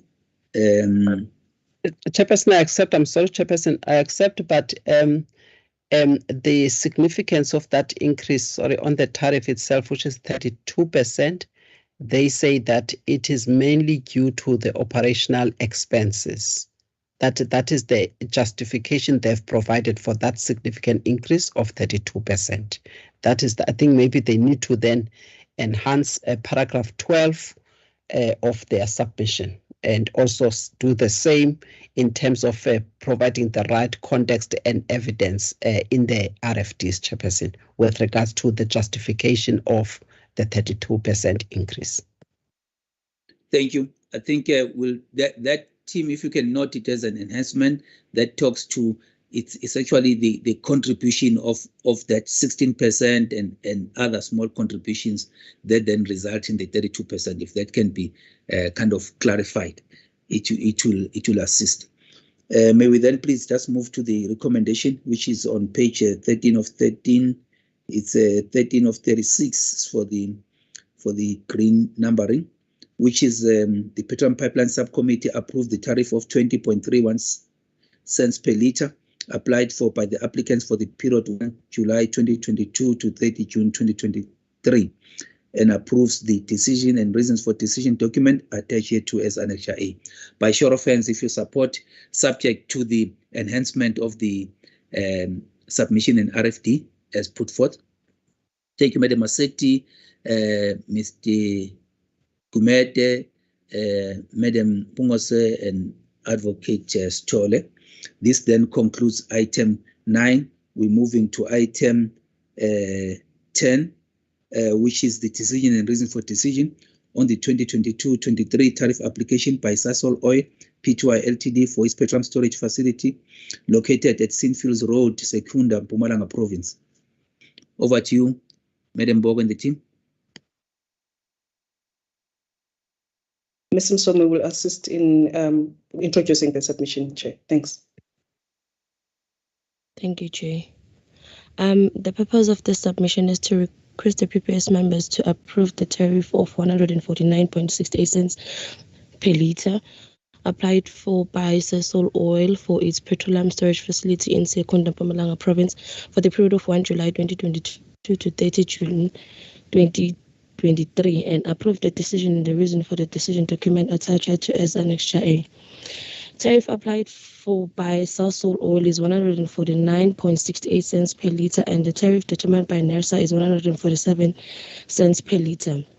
The difference is 1.82%.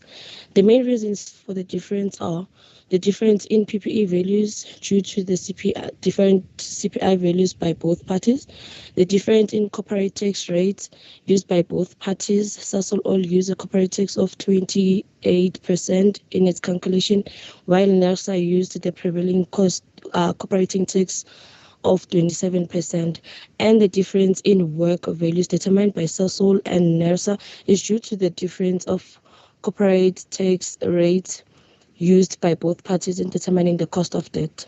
In terms of our volumes verification, we verified dependently projected volumes through the monthly volumes submitted to NERSA, which are compared with the latest estimate volumes by the licensee.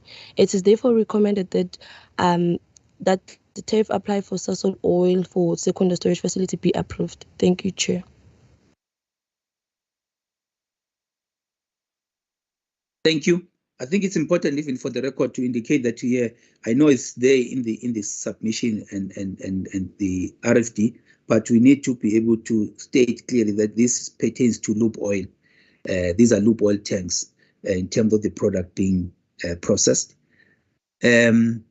Any comments, questions, or guidance, members? If not, I cannot. I note Madam Massetti.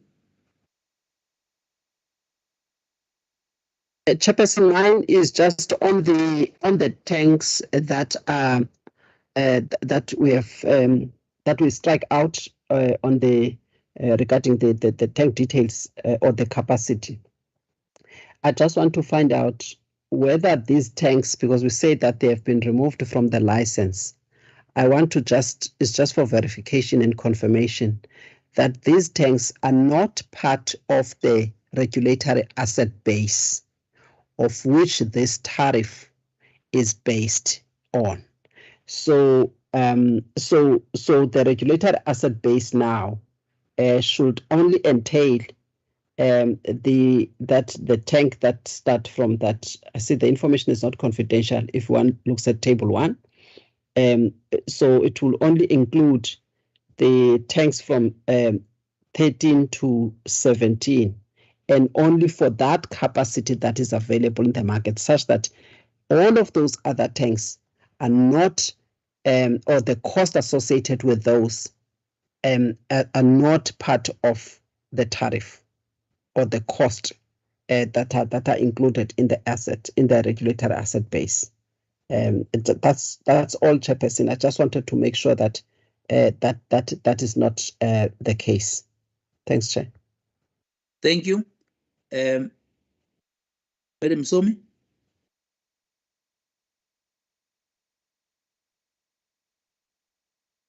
Thank you, Chair. To respond to Ms. Massetti's question, the assets that are struck out are not part of the REP, so they are excluded in the REP calculation. It's only the remaining assets that are there on the table that are not struck out that are in the asset register for Sasol. Thank you. Thank you. I know that this is not the first tariff application for this same tank, but since you have indicated that there was this amendment, just maybe as to provide further clarity, so there's just absolutely no ambiguity. You state that, just state that fact where you indicate the amendment to the application in the 2013 financial year. Having said that, may we please then move towards to the recommendation, which is on page 11 of 35, which is for the PPS to approve the tariff of 149.68 cents per litre applied for by Sasol Oil Pty Ltd for its petroleum storage facility in Secunda, Mpumalanga Province for the period 1st July 2022 to 30 June 2023, and to also approve the decision and reason for decision document attached here to as Annex A, subject to that minor enhancement. By show of hands, members, if you support the recommendation. Thank Madam Masetti. Thanks, Mr. Kumete. Thanks, Madam Mpungose. And then thanks also Advocate Stolle. I also do support the recommendation. So you've got your recommendation, your approval, Madam Somi. Then we proceed then to item 11, which is the allocation mechanism for Sunrise Energy Pty Ltd in Saldanha Bay. Mr. Mapoli. Thank you, Chair. These submissions for allocation mechanism for Sunrise Energy. Sunrise Energy submitted its first allocation mechanism, which was noted on the 10th of May 2018.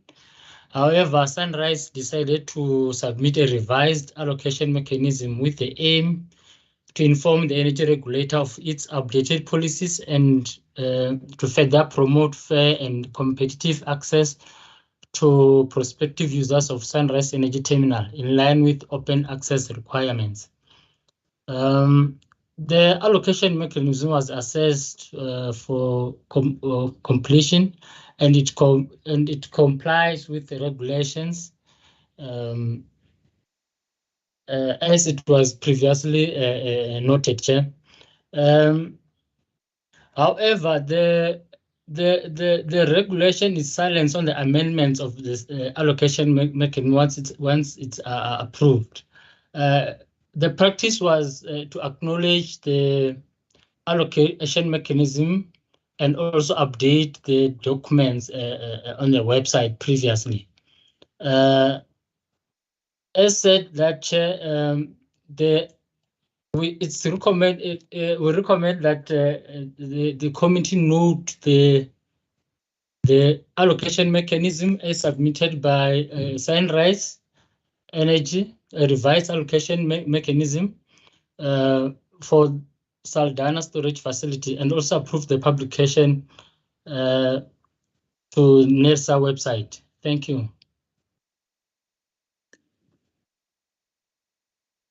Thanks, Mr. Mapoli. Any comments, questions, guidance members? Okay, if there are none, let's then move to the recommendation, which is on paragraph 45, which says that it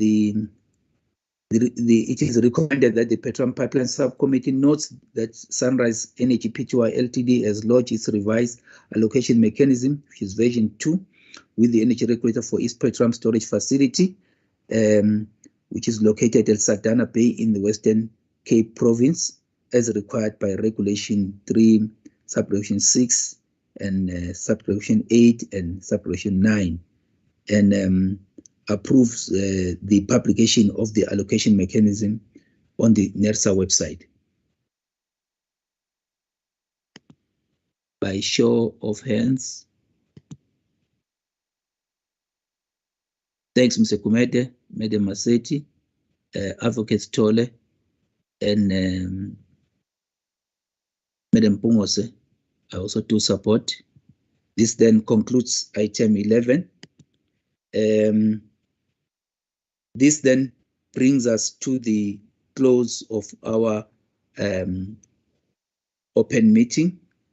We just want to thank everyone that has been following us through the various platforms that whereon we're live streaming. I would just request then Mr. Mateja just confirm that we are now actually disconnected from those platforms to proceed.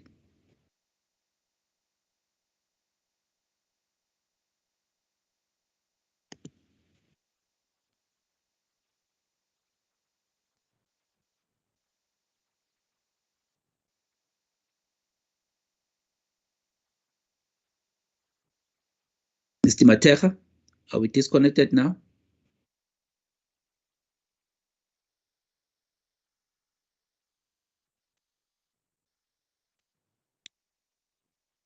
Thank you very much.